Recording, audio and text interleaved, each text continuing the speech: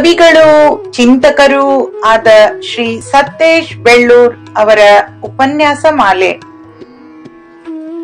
ಪ್ರತಿ ಶನಿವಾರ ಭಾರತೀಯ ಸಮಯ ಸಂಜೆ 6:30ರಿಂದ 7:30ರವರೆಗೆ ಏರ್ಮೀಟ್, ಯೂಟ್ಯೂಬ್ ಹಾಗೂ ಫೇಸ್ಬುಕ್ಗಳಲ್ಲಿ ನೇರ ಪ್ರಸಾರ. ಇದು ವಿವಿಡ್ ಲಿಪಿಯ ಹೆಮ್ಮೆಯ ಪ್ರಸ್ತುತಿ. ಸಾಧನ ಪಥ ಉಪನ್ಯಾಸ ಮಾಲೆ. ಸಾಧನ ಅನ್ನುವ ಪದಕ್ಕೆ ಅನೇಕ ಅರ್ಥಗಳಿವೆ. ಕಾರಣ, ಸಲಕರಣೆ, ನೆರವು, ಅಭ್ಯಾಸ ಇತ್ಯಾದಿ. ಗುರಿ ಮುಟ್ಟುವುದಕ್ಕಾಗಿ ನಾವು ಮಾಡುವ ಪ್ರಯತ್ನ ಅನ್ನುವಂತಹ ಅರ್ಥ ಕೂಡ ಇದೆ. ಬಾಳ ಗುರಿಯೊಂದನ್ನ ನಾವು ಮುಟ್ಟಬೇಕು ಅಂತಂದ್ರೆ ಅದರೆಡೆಗೆ ನಮ್ಮ ಪ್ರಾಮಾಣಿಕವಾದಂತಹ ಒಂದು ಪ್ರಯತ್ನ ಇರಬೇಕು. ಅದೇ ಮುಖ್ಯ. ಇಂತಹ ಪ್ರಯತ್ನಗಳ ಒಂದು ಸಮುಚ್ಚಯ, ಇಂತಹ ಪ್ರಯತ್ನಗಳ ಒಂದು ಸಮ್ಮಿಲನ, ಇಂತಹ ಪ್ರಯತ್ನಗಳ ಉಲ್ಲೇಖವೇ ಸಾಧನ ಪಥ ಉಪನ್ಯಾಸ ಮಾಲೆಯ ಸದುದ್ದೇಶ. ಇಲ್ಲಿ ವ್ಯಕ್ತವಾಗತಕ್ಕಂತಹ ಚಿಂತನೆಗಳು ಅವು ಮಾತ್ರ ಬಾಳ ಗುರಿಯನ್ನ ಮುಟ್ಟುವುದಕ್ಕೆ ಇರತಕ್ಕಂತಹ ಸಾಧನ ಅಂತ ಖಂಡಿತವಾಗಿಯೂ ಅಲ್ಲ. ಅವು ಕೂಡ ಒಂದು ಸಾಧ್ಯತೆ, there is such a possibility ಅನ್ನತಕ್ಕಂತಹ ವಿನಮ್ರತೆಯೊಂದಿಗೆ ಈ ಉಪನ್ಯಾಸ ಮಾಲೆಯ ಪ್ರಸ್ತುತಿಯಾಗುತ್ತೆ. ಬನ್ನಿ, ಜೊತೆ ಜೊತೆಯಾಗಿ ನಾವು ಈ ಒಂದು ಸಾಧನ ಪಥದಲ್ಲಿ ಹೆಜ್ಜೆ ಹಾಕೋಣ. ಗಟ್ಟಿಯಾಗಿ ಜೊತೆ ಜೊತೆಯಾಗಿ ಬೆಳೆಯೋಣ.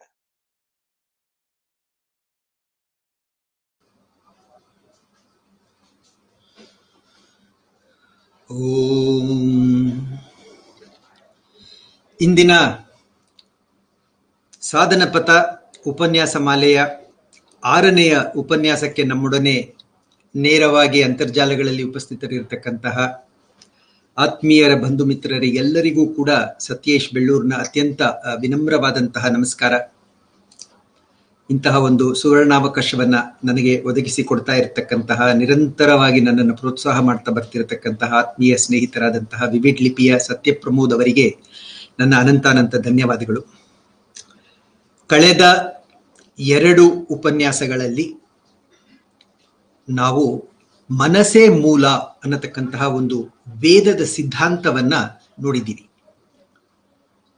ಎಲ್ಲಕ್ಕೂ ಕೂಡ ಮನಸ್ಸೇ ಮೂಲ ಅನ್ನುವಂತಹ ಒಂದು ವೇದ ಕಲ್ಪನೆಯನ್ನ ಅರಿತುಕೊಂಡು ಅದರ ಬೆಳಕಿನಲ್ಲಿ ನಾವು ಗಾಯತ್ರಿ ಮಂತ್ರ ಅಥವಾ ಸಾವಿತ್ರಿ ಮಂತ್ರ ಅಂತ ಏನ್ ಕರಿತೇವೆ, ಆ ಮಂತ್ರದ ಒಂದು ವಿವರಣೆಯನ್ನ, ಆ ಮಂತ್ರದಲ್ಲಿ ಅಡಗಿರತಕ್ಕಂತಹ ಒಂದು ಅದ್ಭುತವಾದಂತಹ ವೇದೋಕ್ತವಾದಂತಹ ಅರ್ಥವನ್ನ ಗ್ರಹಿಸುವ ಒಂದು ಪುಟ್ಟ ಪ್ರಯತ್ನವನ್ನ ಮಾಡಿದ್ದೀವಿ. ಮನಸ್ಸಿನ ಸ್ವಚ್ಛತೆಗಾಗಿಯೇ ವೇದಗಳು ಅನೇಕ ಮಂತ್ರಗಳನ್ನ ನೀಡಿವೆ. ಅದರಲ್ಲಿ ಸಾವಿತ್ರಿ ಮಂತ್ರ 1 ಅಂತ. ಈ ಮನಸ್ಸು ಅನ್ನೋದನ್ನ ನಾವು ಸದಾ ಕಾಲ ಆರೈಕೆ ಮಾಡ್ತಾನೆ ಬರಬೇಕು ಅಂತ.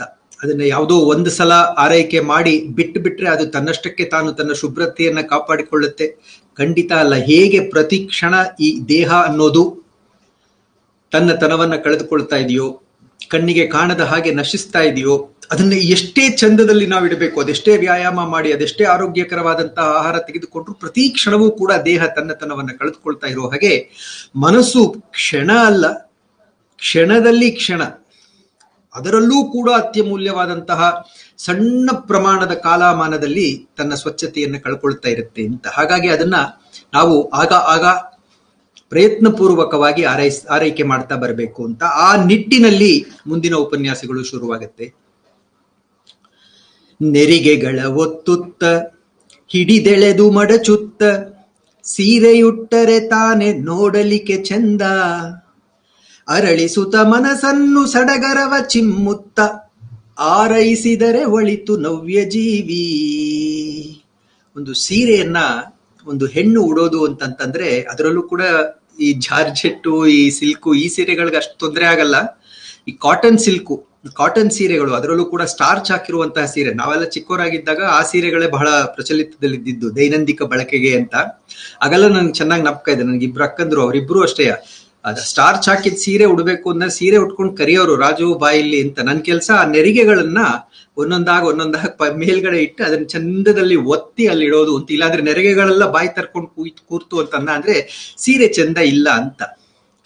ಹೇಗೆ ಆ ನೆರಿಗೆಗಳನ್ನ ಒತ್ತುತ್ತಾ ಒತ್ತುತ್ತಾ ಒತ್ತುತ್ತಾ ಒತ್ತುತ್ತಾ ನಾವು ಆ ಸೀರೆಯ ಆ ಒಂದು ಚಂದವನ್ನ ಬೆಡಗನ್ನ ಹೆಚ್ಚು ಮಾಡ್ತೀವೋ, ಅದೇ ರೀತಿ ಅರಳಿಸುತ್ತ ಮನಸ್ಸನ್ನು ಸಡಗರವ ಚಿಮ್ಮುತ್ತ, ಆ ಒಂದು ಸಡಗರ ಅಂದ್ರೆ ಕೇವಲ ಸಂಭ್ರಮ ಅಂತಲ್ಲ, ಸಂಭ್ರಮದ ಹಿಂದೆ ಇರತಕ್ಕಂತಹ ಸತ್ ಚಿಂತನೆಗಳ ಮೂಲಕ ನಾವು ಆ ಮನಸ್ಸನ್ನ ಆರೈಸಿದರೆ ಒಳಿತು ನವ್ಯ ಜೀವಿ. ಆರೈಸೋದು ಅಂತಂದ ಅಂದ್ರೆ ಆರೈಕೆ ಮಾಡೋದು ಅಂತ. ಹೇಗೆ ದೇಹವನ್ನ ನಾವು ಆರೈಕೆ ಮಾಡ್ತೀವೋ ಅದೇ ರೀತಿ ಮನಸ್ಸನ್ನ ಇನ್ನೂ ಹೆಚ್ಚಿನ ಆ ಒಂದು ಎಚ್ಚರಿಕೆಯಿಂದ ಮಾಡಬೇಕು ಅಂತ.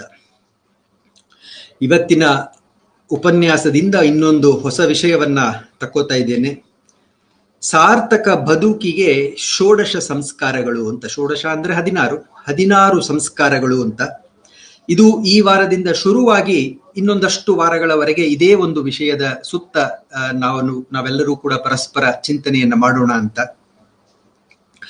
ಈ ವಿಷಯಕ್ಕೆ ನೇರವಾಗಿ ಸಂಸ್ಕಾರಗಳು ಯಾವುದು, 16 ಸಂಸ್ಕಾರಗಳು ಯಾವುದು ಅಂತ ಹೇಳೋದಕ್ಕೆ ಮೊದಲು ಸಾರ್ಥಕ ಬದುಕು ಅಂದ್ರೆ ಏನು ವಿಷಯದಲ್ಲಿ ಇದೆ. ಸಾರ್ಥಕ ಬದುಕಿಗೆ ಅಂತ, ಆ ಸಾರ್ಥಕ ಬದುಕು ಏನು ಅಂತಾನೆ ಗೊತ್ತಾಗದೆ ಇದ್ರೆ ನಮಗೆ ಆ ಒಂದು ಬದುಕಿಗೋಸ್ಕರ ಈ ಷೋಡಶ ಸಂಸ್ಕಾರಗಳು ಯಾಕೆ ಬೇಕು ಅನ್ನತಕ್ಕಂತಹ ಒಂದು ಪ್ರಶ್ನೆ ಮೂಡೋದು ಸಹಜವಾಗತ್ತೆ. ಹಾಗಾಗದೇ ಇರ್ಲಿ ಅಂತ ಹೇಳಿ ಮೊದಲು ಆ ವಿಷಯದ ಆಳಕ್ಕೆ ಇಳಿಯುವುದಕ್ಕೆ ಮೊದಲು ಆ ವಿಷಯದ ಬಹಳ ಮೂಲವಾದಂತಹ ಪದ ಸಾರ್ಥಕ ಬದುಕು ಹಾಗಾದ್ರೆ ಏನು ಅನ್ನೋದನ್ನ ಅರ್ಥ ಮಾಡ್ಕೊಳ್ಳೋಣ ಅಂತ. ಏನು ಸಾರ್ಥಕ ಬದುಕು ಅಂದ್ರೆ ಅಂತಂದ್ರೆ, ಬೇರೆ ಬೇರೆ ಬೇರೆ ಬೇರೆ ಜನರಲ್ಲಿ ನೀವು ಕೇಳಿ, ಏನು ನಿಮ್ಮ ಪ್ರಕಾರ ಸಾರ್ಥಕ ಬದುಕು ಅಂದ್ರೆ, ಒಬ್ಬೊಬ್ರು ಒಂದೊಂದು ಉತ್ತರ ಕೊಡ್ತಾರೆ ಅಂತ. There is no single universal definition for a well being ಅಂತ, a life which is well spent ಅಂತ. ಹಾಗಾಗಿ ನಮಗೆ ಇದು ಒಂದು ರೀತಿಯಾದಂತಹ ವಸ್ತುನಿಷ್ಠವಾದಂತಹ in a very objective way ನಮಗೆ ಈ ಒಂದು ವ್ಯಾಖ್ಯೆ ಸಿಗಲ್ಲ ಅಂತ. ನೋಡಿ, ಜನರನ್ನ ಕೇಳಿ, ಸಾಮಾನ್ಯರನ್ನ ಕೇಳಿ, ಏನು ಸಾರ್ಥಕ ಬದುಕು ಅಂದ್ರೆ ನಿಮ್ಮ ಪ್ರಕಾರ ಅಂತಂದ್ರೆ, ಒಬ್ರು ಹೇಳ್ತಾರೆ ರಾಜ್ಯ ಇದ್ರೆ ಚೆನ್ನ, ಕೋಶ ಇದ್ರೆ ಚೆನ್ನ, ಹಣ ಇದ್ರೆ ಚೆನ್ನ, ಆಸ್ತಿ ಅಂತಸ್ತು ಇರಬೇಕು, ಅಧಿಕಾರ ಇರಬೇಕು, ಎಲ್ಲಕ್ಕಿಂತ ಹೆಚ್ಚಾಗಿ ಹೆಸರು ಇರಬೇಕು ಅಲ್ವಾ. ತುಂಬಾ ಸಾಮಾನ್ಯರು ಸಾರ್ಥಕ ಬದುಕಿಗೆ ಇದರಲ್ಲಿ ಯಾವ್ದಾದ್ರು ಒಂದು ಅಥವಾ ಇವೆಲ್ಲವೂ ಕೂಡ, ಮೋರ್ ದ ಮೆರಿಯರ್ ಅಂತ ಅಂದಾಗೆ ಇವೆಲ್ಲವೂ ಕೂಡ, ಅಥವಾ ಇದರಲ್ಲಿ ಯಾವ್ದಾದ್ರು ಒಂದು ಸಮೃದ್ಧವಾಗಿ ನಮಗೆ ಸಿಕ್ತು ಅಂದ್ರೆ ನೋಡಪ್ಪ ನಮ್ಮ ಬದುಕು ಸಾರ್ಥಕವಾಯಿತು ಅಂತ ಹೇಳ್ಬೋದು ಅಂತ ಹೇಳ್ತಾರೆ. ಅಂತಹನ ನಾನು ಸಾಮಾನ್ಯರು ಅಂತ ಕರಿತಾ ಇರೋದ್ರಿಂದ ಅದ್ರ ಬೇರೆ ಏನೂ ಅರ್ಥ ಅಲ್ಲ. ಮೆಜಾರಿಟಿ ಆಫ್ ದ ಪೀಪಲ್ ಅಂತ, ಬಹುತೇಕ ಜನರು ಇದನ್ನೇ ಸಾರ್ಥಕ ಬದುಕು ಅಂತ ಅನ್ಕೊಂಡಿರ್ತಾರೆ. ಆದ್ರೆ ಅಂತಹ ಬಹುತೇಕ ಜನರಲ್ಲೂ ಕೂಡ ಈ ಒಂದು ಸಾರ್ಥಕತೆ ಏನಿದೆ, ಬದುಕಿಗೆ ನಮ್ಮ ಸಾರ್ಥಕತೆ ಏನು, ಹಣ ಅಂತಸ್ತು ಇವೆಲ್ಲ ಇದೆಯಲ್ಲ, ಅಧಿಕಾರ, ಹೆಸರು, ಇವೆಲ್ಲವನ್ನು ಕೂಡ ಕೆಟ್ಟ ಮಾರ್ಗದಿಂದ ಕೂಡ ತೆಗೆದುಕೊಳ್ಳೋರು ಅನೇಕರಿದ್ದಾರೆ. ಲಂಚ ರಿಷವತ್ತಿನಿಂದಲೇ ಹಣ ಮಾಡುವಂತವರಿದ್ದಾರೆ. ಅವ್ರನ್ನ ಕೇಳಿ ಲಂಚ ರಿಷವತ್ತಿ ಸರಿ ಅಂತ ಹೇಳ್ತಾರೆ. ಅವರ ಪ್ರಕಾರ ಅದೇ ಸಾರ್ಥಕತೆಯಿಂದ ಅಂಥವ್ರ ಸಹವಾಸ ನಮಗೂ ಬೇಡ. ಯಾಕೆಂದ್ರೆ ಇವತ್ತು ನಮ್ಮ ಭಾರತ ಇನ್ನೂ ವಿಶ್ವಕ್ಕೆ ಒಂದು ಗುರುವಿನ ಸ್ಥಾನಕ್ಕೆ ಬರದೇ ಇರೋದಕ್ಕೆ ಕಾರಣ ಅಂತಂದ್ರೆ ಇಂತಹ ಕೆಲ ಲಂಚ ರಿಷವತ್ತನ್ನ ಮಾಡ್ತಾ ಇರತಕ್ಕಂತಹ ನಮ್ಮ ಭಾರತೀಯರಷ್ಟೇ. ಅವರಿಂದ ಇಡೀ ದೇಶ ಹಾಳಾಗ್ತಾ ಇದೆ ಹೊರತು, ಆದ್ರೆ ಅದರಲ್ಲಿ ಬಹುತೇಕ ಜನರು, ಸಾಮಾನ್ಯರು, ಅವ್ರನ್ನ ಸಾಮಾನ್ಯರು ಅಂತ ಕರೆಯಕ್ಕಾಗಲ್ಲ. ಯಾಕೆ ಅಂತಂದ್ರೆ ಅಂತಹವರು ಈ ಎಲ್ಲವನ್ನೂ ಕೂಡ, ಹಣ, ಅಂತಸ್ತು, ಆಸ್ತಿ, ಹೆಸರು, ಅಧಿಕಾರ ಇವೆಲ್ಲವನ್ನು ನಾನು ಗಳಿಸಬೇಕು, ಆದರೆ ಚಂದದ ರೀತಿಯಲ್ಲಿ ಇನ್ನೊಬ್ಬರಿಗೂ ತೊಂದರೆ ಆಗದ ಹಾಗೆ ಪರಿಶುದ್ಧ ಜೀವನವನ್ನು ಗಳಿಸಬೇಕು ಅನ್ನತಕ್ಕಂತಹ ಒಂದು ವಿಚಾರವನ್ನು ಹೊಂದಿರ್ತಾರೆ. ಹಾಗಾಗಿ ಅವರು ಸಾಮಾನ್ಯರಾಗಲ್ಲ, ಅಂತಹ ಸಾಮಾನ್ಯರು ಅಸಾಮಾನ್ಯರೇ ಆಗಿಬಿಡ್ತಾರೆ ಅಂತ. ಇನ್ನು ನೀವು ಅಂತಹ ಅಸಾಮಾನ್ಯರಲ್ಲಿ ಕೆಲವರು ಇರ್ತಾರೆ, ಸಮಾಜ ಸುಧಾರಕರು. ಅವ್ರನ್ನ ಕೇಳಿ, ಅವ್ರು ಹೇಳ್ತಾರೆ ಇಲ್ಲಪ್ಪ, ಸಾರ್ಥಕತೆ ಅಂತಂದ್ರೆ ಕೇವಲ ಈ ಹಣ ಅಂತಸ್ತಿನೆಲ್ಲ ನಾವು ಮಾಡ್ಕೊಂಡ್ರೆ ಪ್ರಯೋಜನ ಇಲ್ಲ, ಬಡಬಗ್ಗರಿಗೆ ನೆರವಾಗಬೇಕು ಅಲ್ವಾ, ಲೋಕ ಸೇವೆ ಮಾಡಬೇಕು, ದೇಶ ಸೇವೆ ಮಾಡಬೇಕು, ಇಂತಹ ಉದಾತ್ತವಾದಂತಹ ಚಿಂತನೆಗಳನ್ನು ಇಟ್ಕೊಂಡು ಆ ಒಂದು ಚಿಂತನೆಗಳಲ್ಲೇ ತಮ್ಮ ಕಾಯಕವನ್ನ ಮುಂದೆ ನಡೆಸ್ಕೊಂಡು ಹೋಗ್ತಾ ಇರ್ತಾರೆ.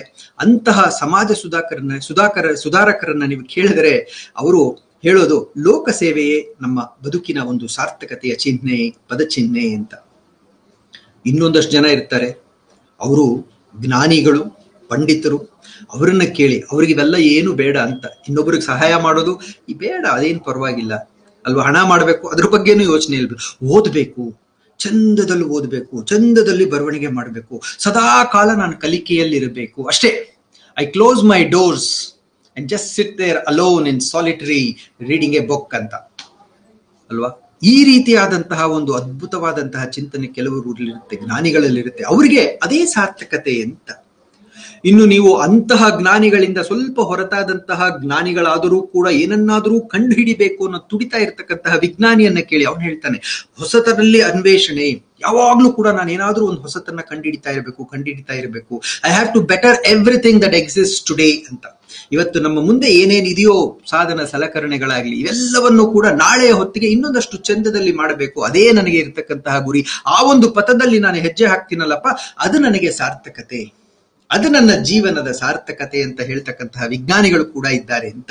ಅವರಿಗೆ ಬರೀ ನಮ್ಮ ನೆಲದಲ್ಲಿದ್ರೆ ಆಗಲು ಅಲ್ವಾ, ಅವರಿಗೆ ಮಂಗಳಕ್ಕೆ ಹೋಗ್ಬೇಕು, ಬುಧ ಗ್ರಹಕ್ಕೆ ಹೋಗ್ಬೇಕು, ಅಲ್ಲಿ ನೀರು ಸಿಗುತ್ತಾ ನೋಡ್ಬೇಕು ಅಲ್ವಾ. ಈ ರೀತಿಯಾದಂತಹ ವಿಶೇಷವಾದಂತಹ ಉತ್ತಮವಾದಂತಹ ವಿಚಾರಗಳತ್ತ ಅವರು ದಾಪುಗಾಲು ಹಾಕ್ತಾ ಇರ್ತಾರೆ. ಹಾಗಾಗಿ ಅಂತಹವರಿಗೆ ನೀವು ಕೇಳಿದ್ರೆ ಸಾರ್ಥಕತೆ ಅಂತಂದ ಅಂದ್ರೆ ಹೊಸ ತರ ಅನ್ವೇಷಣೆ ಅಂತ ಹೇಳ್ತಾರೆ ಅಂತ. ಇನ್ನು ಇವರನ್ನೆಲ್ಲ ಬಿಟ್ಟು ನೀವು ವೇದಾಂತಿಗಳಿಗೆ ಬನ್ನಿ, ವೇದಾಂತಿಗಳನ್ನ ಕೇಳಿ. ವೇದಾಂತಿಗಳು ಹೇಳ್ತಾರೆ ವಿರತಿ ಪಥವೇ ಸಾರ್ಥಕತೆಯ ಬದುಕಿನ ಸಾಧನ,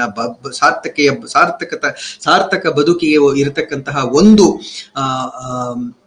ಮಾನದಂಡ ಅಂತಂದ ಅಂದ್ರೆ ಅದು ವಿರತಿ ಪಥ. ಅಂದ್ರೆ ಏನು? ಅಂಟಿಲ್ಲದ ಜೀವನ. ಈ ಬಂಧನಗಳೆಲ್ಲದರಿಂದ ಮುಕ್ತಿಯಾಗಬೇಕು.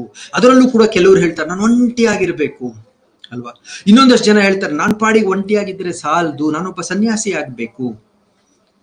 ಈ ರೀತಿಯಾದಂತಹ ಚಿಂತನೆಗಳು ಕೂಡ ಒಬ್ಬ ವೇದಾಂತಿಗೆ ಬರುತ್ತೆ ಅಂತಂದ್ರೆ ನೀವು ಸಾಮಾನ್ಯರಲ್ಲಿ ಸಾಮಾನ್ಯರು ಅಥವಾ ಅಸಾಮಾನ್ಯರೇ ಆಗಿರಬಹುದು, ವಿಜ್ಞಾನಿಗಳಾಗಿರಬಹುದು, ಸಮಾಜ ಸುಧಾರಕರಾಗಿರಬಹುದು, ಜ್ಞಾನಿಗಳಾಗಿರಬಹುದು, ವೇದಾಂತಿಗಳಾಗಿರಬಹುದು, ಇವರನ್ನೆಲ್ಲ ಕೇಳ್ತಾ ಬಂತು ಅಂತಂದ್ರೆ ನಿಮ್ಮ ಮಟ್ಟಿಗೆ ಸಾರ್ಥಕ ಬದುಕು ಅಂದ್ರೆ ಏನು ಅಂತಂದ್ರೆ ಒಬ್ಬೊಬ್ರು ಒಂದೊಂದು ಹೇಳ್ತಾ ಬರ್ತಾರೆ. ಇದರಲ್ಲಿ ಯಾವುದೂ ಕೂಡ ತಪ್ಪು ಅಂತ ನಾನು ಹೇಳ್ತಿಲ್ಲ, ಎಕ್ಸೆಪ್ಟ್ ಸಾಮಾನ್ಯರಲ್ಲಿ ಅಧಮರಿರ್ತಾರಲ್ಲ, ಈ ಅಂತಸ್ತು, ಈ what ever is that materialistic objectives, ಅಂತಹ ವಿಷಯಗಳನ್ನ ರಂಚ ರಿಷವತ್ತಿನಿಂದ ಇನ್ನೊಬ್ಬನ ತಲೆ ಹೊಡೆದು ಮೋಸ ಮಾಡುವಂತ ಜನರಿರ್ತಾರಲ್ಲ, ಅವರ ಸಾರ್ಥಕತೆ ಖಂಡಿತವಾಗಿಯೂ ಸಾರ್ಥಕತೆ ಅಲ್ಲ. ಅದನ್ನ ಹಾಗೆ ನೀವಾಳಿಸಿ ಅತ್ತ ಎಸ್ದು ಬಿಡೋಣ. ಆದ್ರೆ ಅದನ್ನ ಉಳಿದಂತಹ ಮಿಕ್ಕೆಲ್ಲರ ಚಿಂತನೆಗಳು ಏನಿದ್ದಾವೆ ಅವೆಲ್ಲವೂ ಕೂಡ ಒಂದಲ್ಲ ಒಂದು ರೀತಿಯಲ್ಲಿ ಸಾರ್ಥಕ ಬದುಕಿನ ಸಂಕೇತಗಳೇ ಅಂತ ನಾವು ಖಂಡಿತವಾಗಿಯೂ ಹೇಳ್ಬೋದು ಅಂತ.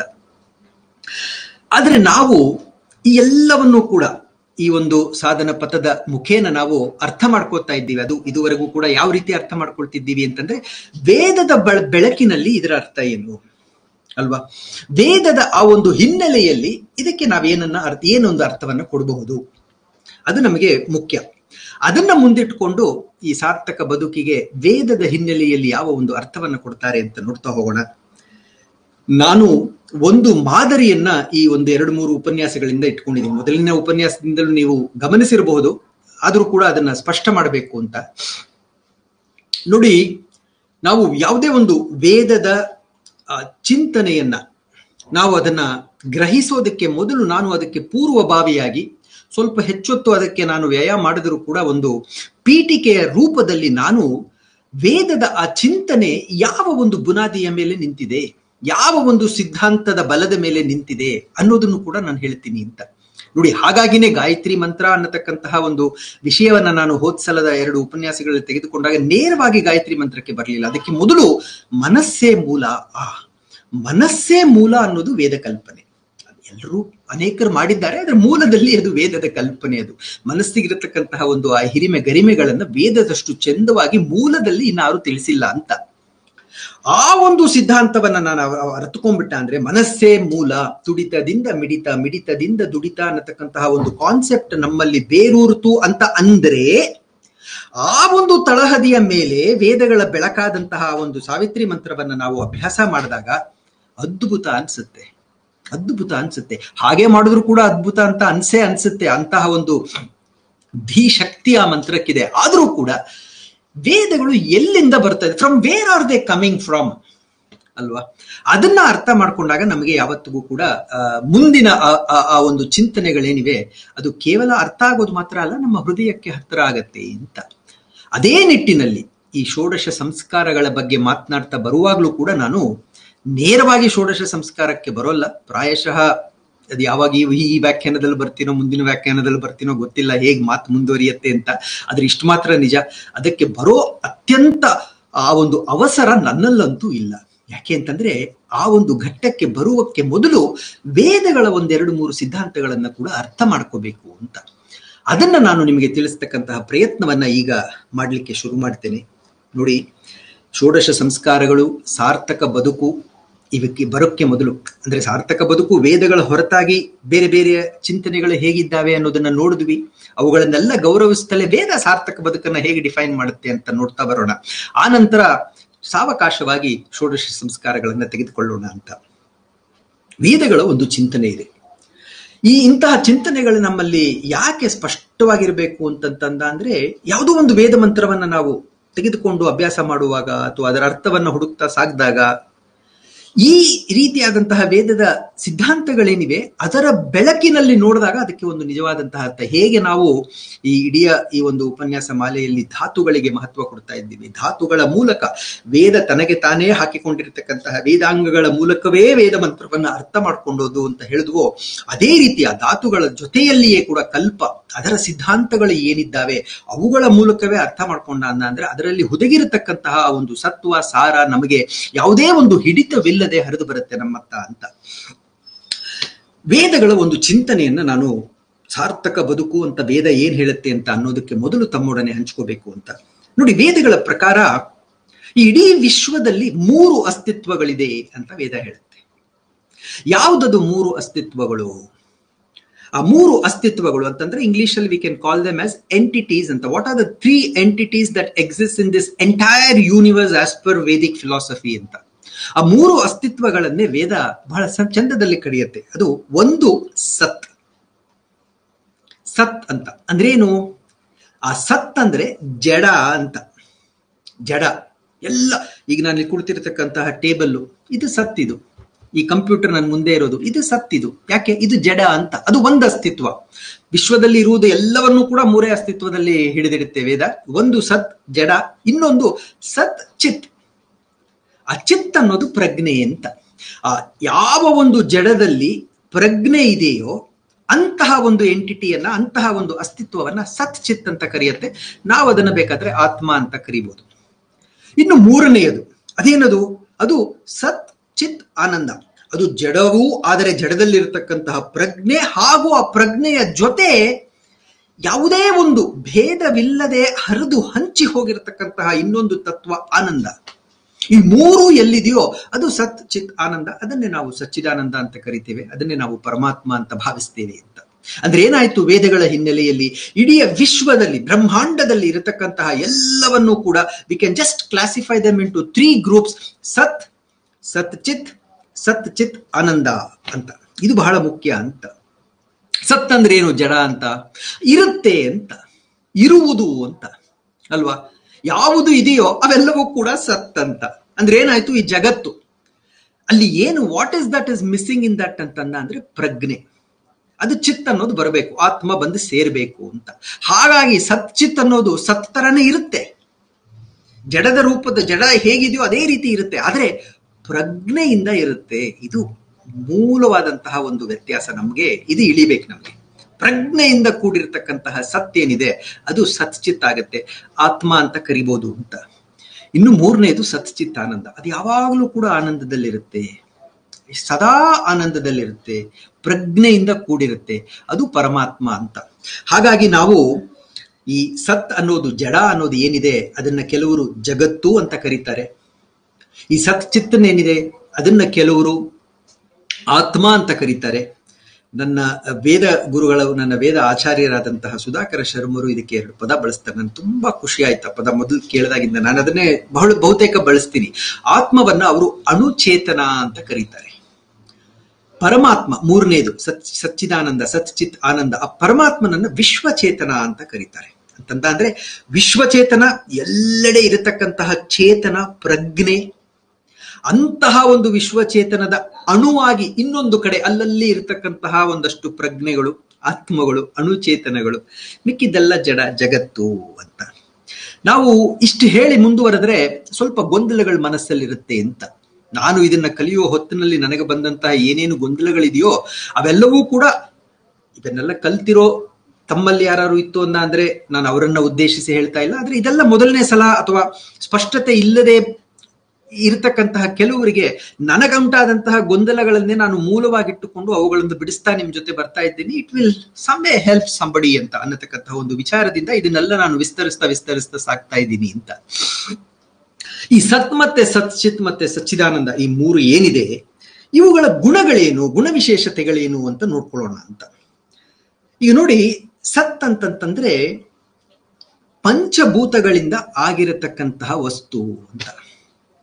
ಯಾವ ಯಾವ ವಸ್ತುಗಳು ಪಂಚಭೂತಗಳಿಂದ ಆಗಿದೆಯೋ, ಪಂಚಭೂತಗಳು ಗೊತ್ತು, ಬೆಂಕಿ, ಅಗ್ನಿ, ವಾಯು, ನೀರು, ಭೂಮಿ, ಆಕಾಶ, ಈ ಪಂಚಭೂತ ತತ್ವಗಳಿಂದ ಆಗಿರತಕ್ಕಂತಹ ಒಂದು ವಸ್ತು ಏನಿದೆ ಅದು ಸತ್ ಅಂತ. ಸತ್ ಅಂದ್ರೆ ಹೇಗ್ ಗೊತ್ತಾಗುತ್ತಾದ್ರೆ ಅಂತಂತಂದ್ರೆ, ಯಾವುದು ನಮ್ಮ ಇಂದ್ರಿಯಗಳಿಗೆ ಗೋಚರವಾಗುತ್ತೋ ಅವೆಲ್ಲ ಸತ್. ನೋಡಿ, ಒಂದು ಸಿಂಪಲ್ ರೂಲ್ ಮಾಡ್ತಾ ಇದ್ದೀನಿ. ಈ ಒಂದು ನಾವು ಇಟ್ಕೊಂಡ್ರೆ ನಮ್ಮ ಇಂದ್ರಿಯಗಳಿಗೆ ಗೋಚರ ಆಯ್ತಪ್ಪ, ಅಲ್ಲಿ ಕಾಣ್ತಾ ಇರತಕ್ಕಂತಹ ಒಂದು ಡಬ್ಬಿ ಅದು ನನ್ನ ಕಣ್ಣಿಗೆ ಕಾಣ್ತಾ ಇದೆ, ಹಾಗಾಗಿ ಅದು ಸತ್. ಅಲ್ಲಿ ಪ್ರಜ್ಞೆಯೂ ಇಲ್ಲ, ಹಾಗಾಗಿ ಅದು ಸತ್ ಅಲ್ವಾ. ನಾವು ಕುಳಿತಿರ್ತಕ್ಕಂತಹ ಕುರ್ಚಿ ನನಗೆ ಕಾಣ್ತಾ ಇದೆ, ನಾವು ಊಟ ಮಾಡತಕ್ಕಂತಹ ಅನ್ನ ಅದರ ವಾಸನೆ ನನಗೆ ಬರ್ತಾ ಇದೆ, ಹಾಗಾಗಿ ಅದು ಸತ್ ಅಲ್ವಾ. ಅವುಗಳಲ್ಲಿ ಯಾವುದೇ ಚೇತನ ಇಲ್ಲ ಅಂತ. ಹಾಗಾಗಿ ಇಂದ್ರಿಯಗಳಿಗೆ ಕಾಣೋದೆಲ್ಲವೂ ಕೂಡ ಅದರಲ್ಲಿ ಪ್ರಜ್ಞೆ ಅನ್ನೋದು ಇಲ್ಲ ಅಂತಂದ್ರೆ ಅದು ಸತ್, ಅದು ಜಡ ಅಂತ. ಇಲ್ಲಿ ಒಂದು ಅದ್ಭುತವಾದಂತಹ ಚಿಂತನೆಯನ್ನ ನಾನು ಹಂಚ್ಕೋಬೇಕು ಅಂತ. ನೋಡಿ, ಈ ರೀತಿ ನಾವು ಇದನ್ನ ಬಹಳ ವಸ್ತುನಿಷ್ಠವಾಗಿ ಇನ್ ವೆರಿ ಸೈಂಟಿಫಿಕ್ ವೇ ನಾವು when we start analysing this, ಹೇಗೆ ಹೊಸ ಹೊಸ ವಿಚಾರಗಳು ನಮಗೆ ಮೂಡುತ್ತೆ ಅಂತ. ಇವನ್ನೆಲ್ಲ ನಾವು ಬಹುತೇಕ ಸಮಯಗಳಲ್ಲಿ we would have taken them for granted ಅಂತ. But instead of taking something for granted, if we can just dissect them to the core and try to understand the essentials, the light that we get out of it is magnanimous ಅಂತ. ಇದು ವೇದಗಳು ನಮಗೆ ಹೇಳಿಕೊಡ್ತಕ್ಕಂತಹ ಒಂದು ವಿಚಾರಗಳನ್ನ ಅರ್ಥೈಸುವ ಬಗೆ ಅಂತ. ನೋಡಿ, ಈಗ ಪಂಚಭೂತಗಳಿಂದ ಆಗಿದೆ ಅಂತಂದೆ. ಪಂಚಭೂತಗಳಿಂದ ಆಗಿರೋದ್ರಿಂದ ಅದರ ಇನ್ನೊಂದು ಗುಣವಿಶೇಷ ಏನು ಅಲ್ವಾ.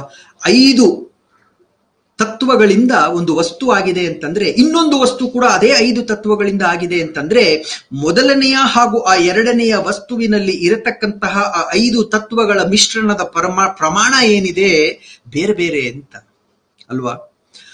ಈ ದೇಹ ಸತ್ ಜಡ, ಯಾಕೆ? ನಮ್ಮ ಕಣ್ಣಿಗೆ ಕಾಣ್ತಾ ಇದೆ ಅಂತ, ಹಾಗಾಗಿ ಇದು ಜಡ. ನಮ್ಮ ದೇಹ ಕೂಡ ಜಡ, ಆದ್ರೆ ಈ ದೇಹ ಇನ್ನೊಂದು ದೇಹದ ಹಾಗಿಲ್ಲ ಅಲ್ವಾ. ಒಂದು ನಾಯಿ ಜಡ, ಕಣ್ಣಿಗೆ ಕಾಣ್ತಾ ಇದೆ, ಆದ್ರೆ ಈ ನಾಯಿ ಆಲ್ಸೇಷನ್ ನಾಯಿ ಒಂಥರ ಇದೆ, ಪಾಮರೇನಿಯನ್ ನಾಯಿ ಇನ್ನೊಂದ್ ತರ ಇದೆ ಅಲ್ವಾ. ಟೇಬಲ್ಗಳು ಬೇರೆ ಬೇರೆ ಬೇರೆ ಬೇರೆ ಬೇರೆ ಬೇರೆ ತರ ಇದೆ. ಯಾಕೆ ಅಂತಂದ್ರೆ the proportion in which the panchabhutas have been mixed is different ಅಂತ. ಅಂದ್ರೆ ಏನಾಯ್ತು ಇದರಲ್ಲಿ ಅರ್ಥ? ನಾನು ಯಾವ್ದಕ್ಕೆ ಬರ್ತಾ ಇದ್ದೀನಿ ಅಂದ್ರೆ, ಇದು ಪಂಚಭೂತಗಳ ಮಿಶ್ರಣಗಳಿಂದ ಆಗುವುದರಿಂದ ಜಡ ಅನ್ನೋದು ಒಂದಲ್ಲ ಅನೇಕ, ಇದು ಸಿದ್ಧಾಂತ.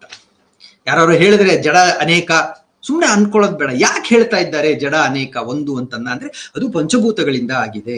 ಪಂಚಭೂತಗಳು ಬೇರೆ ಬೇರೆ ಪ್ರಮಾಣದಲ್ಲಿ ಕೂಡಿಕೊಳ್ಳೋದ್ರಿಂದ, ಅಂದ್ರೆ ಜಸ್ಟ್ ಲೆಕ್ಕ ಹಾಕಿ 5 ಪಂಚಭೂತಗಳು ಅದೆಷ್ಟೋ ಬೇರೆ ಬೇರೆ ಬೇರೆ ಬೇರೆ ಬೇರೆ ಬೇರೆ ಪ್ರಮಾಣಗಳಲ್ಲಿ ಕೂಡೋದ್ರಿಂದ ಇಡೀ ವಿಶ್ವದಲ್ಲಿರ್ತಕ್ಕಂತಹ ಎಲ್ಲವೂ ಇಡೀ ಜಗತ್ತು ಆಗಿದೆ ಅಂತಂದ್ರೆ what is the permutation and combinations we are talking from this ಅಲ್ವಾ.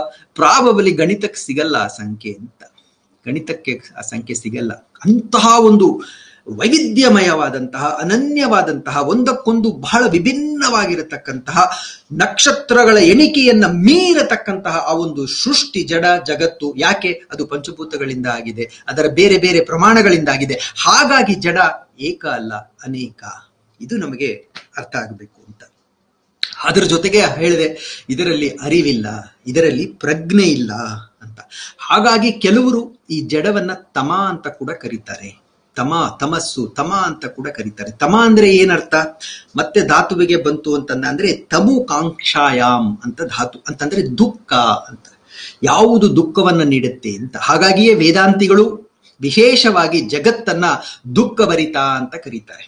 ಆದ್ರೆ ವೇದ ಕರೆಯಲ್ಲ.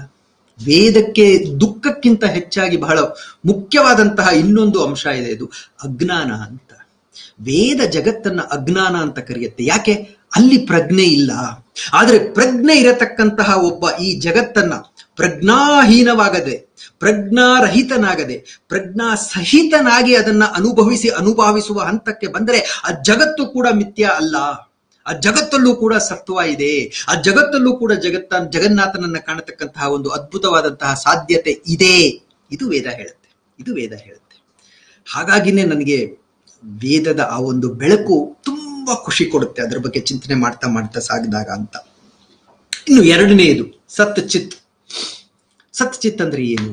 ಇದರಲ್ಲಿ ಒಂದು ಸತ್ ಅನ್ನೋದನ್ನಾಗ್ಲೇ ನೋಡಿದೀವಿ. ಆ ಜಡದಲ್ಲಿ ಒಂದು ಪ್ರಜ್ಞೆ ಅಂತ ಬಂದಾಗ ಅದನ್ನ ನಾವು ಸತ್ ಚಿತ್ ಅಂತ ಕರಿತೇವೆ. ಆ ಚಿತ್ತನ್ನೇ ನಾವು ಆತ್ಮ ಅಂತ ಕರಿತೇವೆ, ಅಣುಚೇತನ ಅಂತ ಕರಿತೇವೆ. ನಾನು ಎಲ್ಲರೂ ಸಾಮಾನ್ಯವಾಗಿ ಬಳಸತಕ್ಕಂತಹ ಪದ ಆತ್ಮ. ಆದ್ರಿಂದ ನಾನು ಕೂಡ ಆದಷ್ಟು ಆತ್ಮ ಅಂತಾನೆ ಬಳಸ್ತೀನಿ. ಆದ್ರೆ ನನ್ಗೆಲ್ಲೋ ಈ ಆತ್ಮ ಅನ್ನೋ ಪದಕ್ಕಿಂತ ಅಣುಚೇತನ ತುಂಬಾ ಖುಷಿ ಕೊಡುತ್ತೆ. ಹಾಗಾಗಿ ಗೊತ್ತಿಲ್ಲದೆ ನಾನು ಅಣುಚೇತನ ಅಂತ ಎಲ್ಲಾದ್ರೂ ಬಳಸಿದ್ರೆ ನೀವು ಅದನ್ನ ಆತ್ಮ ಅಂತ ಸಮೀಕರಿಸಿಕೊಳ್ಳಿ ಅಂತ. ಇನ್ನು ಚಿತ್ ಅನ್ನೋ ಪದ, ಪ್ರಜ್ಞೆ. ಏನಿದು ಪ್ರಜ್ಞೆ? ಇದನ್ನ ಗುರುತಿಸೋದು ಹೇಗೆ? ಇದರ ಗುಣವಿಶೇಷ ಏನು ಅಂತ ನೋಡ್ತಾ ಹೋದಾಗ 2 ಧಾತುಗಳು ಬರುತ್ತೆ ಚಿತ್ ಅನ್ನೋ ಶಬ್ದಕ್ಕೆ. ಚಿತಿ ಸಂಜ್ಞಾನೆ ಅಂತ ಒಂದು ಧಾತು. ಅದರ ಅರ್ಥ ವಿಚಾರ ಮಾಡು, ಚಿಂತನೆ ಮಾಡು, ಚಿಂತನೆ ಮಾಡು ಅಂತ. ಇನ್ನೊಂದು ಅದ್ಭುತವಾದಂತಹ ಅರ್ಥ ಕೊಡತಕ್ಕಂತಹ ಮತ್ತೊಂದು ಧಾತು ಇದೆ. ಚಿತ್ ಅನ್ನೋದು ವ್ಯುತ್ಪತ್ತಿಯಾಗಿರತಕ್ಕಂತಹ ಪದ, ಅದು ಚಿತ ಸಂಚೇತನೆ ಅಂತ ಧಾತು. ಏನು ಈ ಧಾತು ಅರ್ಥ ಅಂತಂದ್ರೆ ಸ್ಮರಿಸು ಅಂತ. ಅಂದ್ರೆ ಏನ್ ಹೇಳ್ತಾ ಇದೆ? ಮೊದಲನೇ ಧಾತು ಚಿತ್ತಿಗೆ ಇರತಕ್ಕಂತಹ ಮೊದಲನೇ ಧಾತು ಸಂಜ್ಞಾನೆ, ಚಿತಿ ಸಂಜ್ಞಾನೆ ಏನ್ ಹೇಳ್ತಾ ಇದೆ? ವಿಚಾರ ಮಾಡು, ಚಿಂತನೆ ಮಾಡು ಅಂತ. ಎರಡನೇದು ಚಿತ ಸಂಚೇತನೆ. ಈ ಧಾತು ಹೇಳ್ತಾ ಇದೆ ಸ್ಮರಿಸು, ಸ್ಮರಣೆ ಅನ್ನತಕ್ಕಂತಹ ಇನ್ನೊಂದು ಅಂಶವನ್ನ ಅಲ್ಲಿ ತರ್ತಾ ಇದೆ ಅಂತ. ಅಂದ್ರೆ ಏನಾಯ್ತು? ಈ ಪ್ರಜ್ಞೆ ಅಂತ ನಾವೇನ್ ಕರಿತೇವೆ, ಅಣುಚೇತನ ಅಂತ ಏನ್ ಕರಿತೇವೆ, ಆತ್ಮ ಅಂತ ಏನ್ ಕರಿತೇವೆ, ಅದರಲ್ಲಿ ಒಂದು ಅಂಶ ಇದೆ. ಏನದು? ಸ್ಮರಣೆ ಇದೆ, ಸ್ಮರಣೆ ಇದೆ ಅಂತ, ನೆನಪಿದೆ ಅಂತ ಅಲ್ವಾ? ಪ್ರತಿಯೊಂದು ಆತ್ಮಕ್ಕೂ ತನ್ನದೇ ಆದಂತಹ ಅನೇಕ ನೆನಪುಗಳಿದೆ ಅಂತ. ನೋಡಿ, ಅನೇಕ ನೆನಪುಗಳು ಆತ್ಮಕ್ಕೆ ಇದೆ ಅಂತಂದ್ರೆ ಆತ್ಮ ಏನಾಯ್ತು? ಅದೂ ಕೂಡ ಜಡದ ತರಹವೇ, ಒಂದಲ್ಲ ಅನೇಕ ಅಲ್ವಾ? ಬಿಕಾಸ್ ಒಂದೊಂದು ಆತ್ಮಕ್ಕೂ ಒಂದೊಂದು ಬೇರೆ ಬೇರೆ ಬೇರೆ ಬೇರೆ ತರನಾದ ನೆನಪಿರೋದ್ರಿಂದ ಒಂದು ಆತ್ಮಕ್ಕೂ ಇನ್ನೊಂದು ಆತ್ಮಕ್ಕೂ ವ್ಯತ್ಯಾಸ ಇದೆ ಅಂತ. ಒಂದು ಜಡ ಇನ್ನೊಂದು ಜಡ ಪಂಚಭೂತಗಳಿಂದ ಆಗಿರತಕ್ಕಂತಹ ಪ್ರಮಾಣದ ವತಿಯಿಂದ ಒಂದೊಂದು ಬೇರೆ ಬೇರೆ ಹೇಗಾಗುತ್ತೋ, ತನ್ನದೇ ಆದಂತಹ ವಿಶೇಷವಾದಂತಹ ವಿಭಿನ್ನವಾದಂತಹ ನೆನಪುಗಳ ಮೂಲಕವಾಗಿ ಆತ್ಮನೂ ಕೂಡ ಒಂದಲ್ಲ ಅನೇಕ. ಆದ್ರೆ ವೇದದಲ್ಲಿ ಇಂತಿಷ್ಟು ಅಂತ ಒಂದು ಸಂಖ್ಯೆ ಕೊಡಲ್ಲ, ಆದ್ರೆ ಆತ್ಮಗಳು ಅನೇಕ ಅಂತ ಹೇಳ್ತಾರೆ. ಇಳೆಯ ಒಳಗಿನ ಎಲ್ಲ ಜೀವಗಳ ಎಣಿಸುತ್ತ ಕಳೆಯುತ್ತ ಕೂಡುತ್ತ ಒಟ್ಟು ಮೊತ್ತವನು, ಅಳುಕದೆಯೇ ನೀನೆಷ್ಟು ಬಾರಿಯಾದರೂ ಗಣಿಸು, ಎಲ್ಲ ಸಲ ಅಂಕಿಯದೆ ನವ್ಯ ಜೀವಿ. ಇಳೆಯ ಒಳಗಿನ ಎಲ್ಲ ಜೀವಗಳ ಎಣಿಸುತ್ತ, ಇಡೀ ಈ ವಿಶ್ವದಲ್ಲಿ ಇರತಕ್ಕಂತಹ ಎಲ್ಲ ಜೀವಿಗಳನ್ನು ಕೂಡ ನೀವು ಎಣಿಸ್ತಾ ಬಡಿ 1 2 3 4 ಅಂತ ಬಂದು ಕಳೆಯುತ್ತ ಕೂಡುತ್ತ ಒಟ್ಟು ಮೊತ್ತವನು, ಅದೆಷ್ಟು ಸಲ ಬೇಕಾದರೂ ಗಣಿಸಿ ಲೆಕ್ಕ ಹಾಕಿ.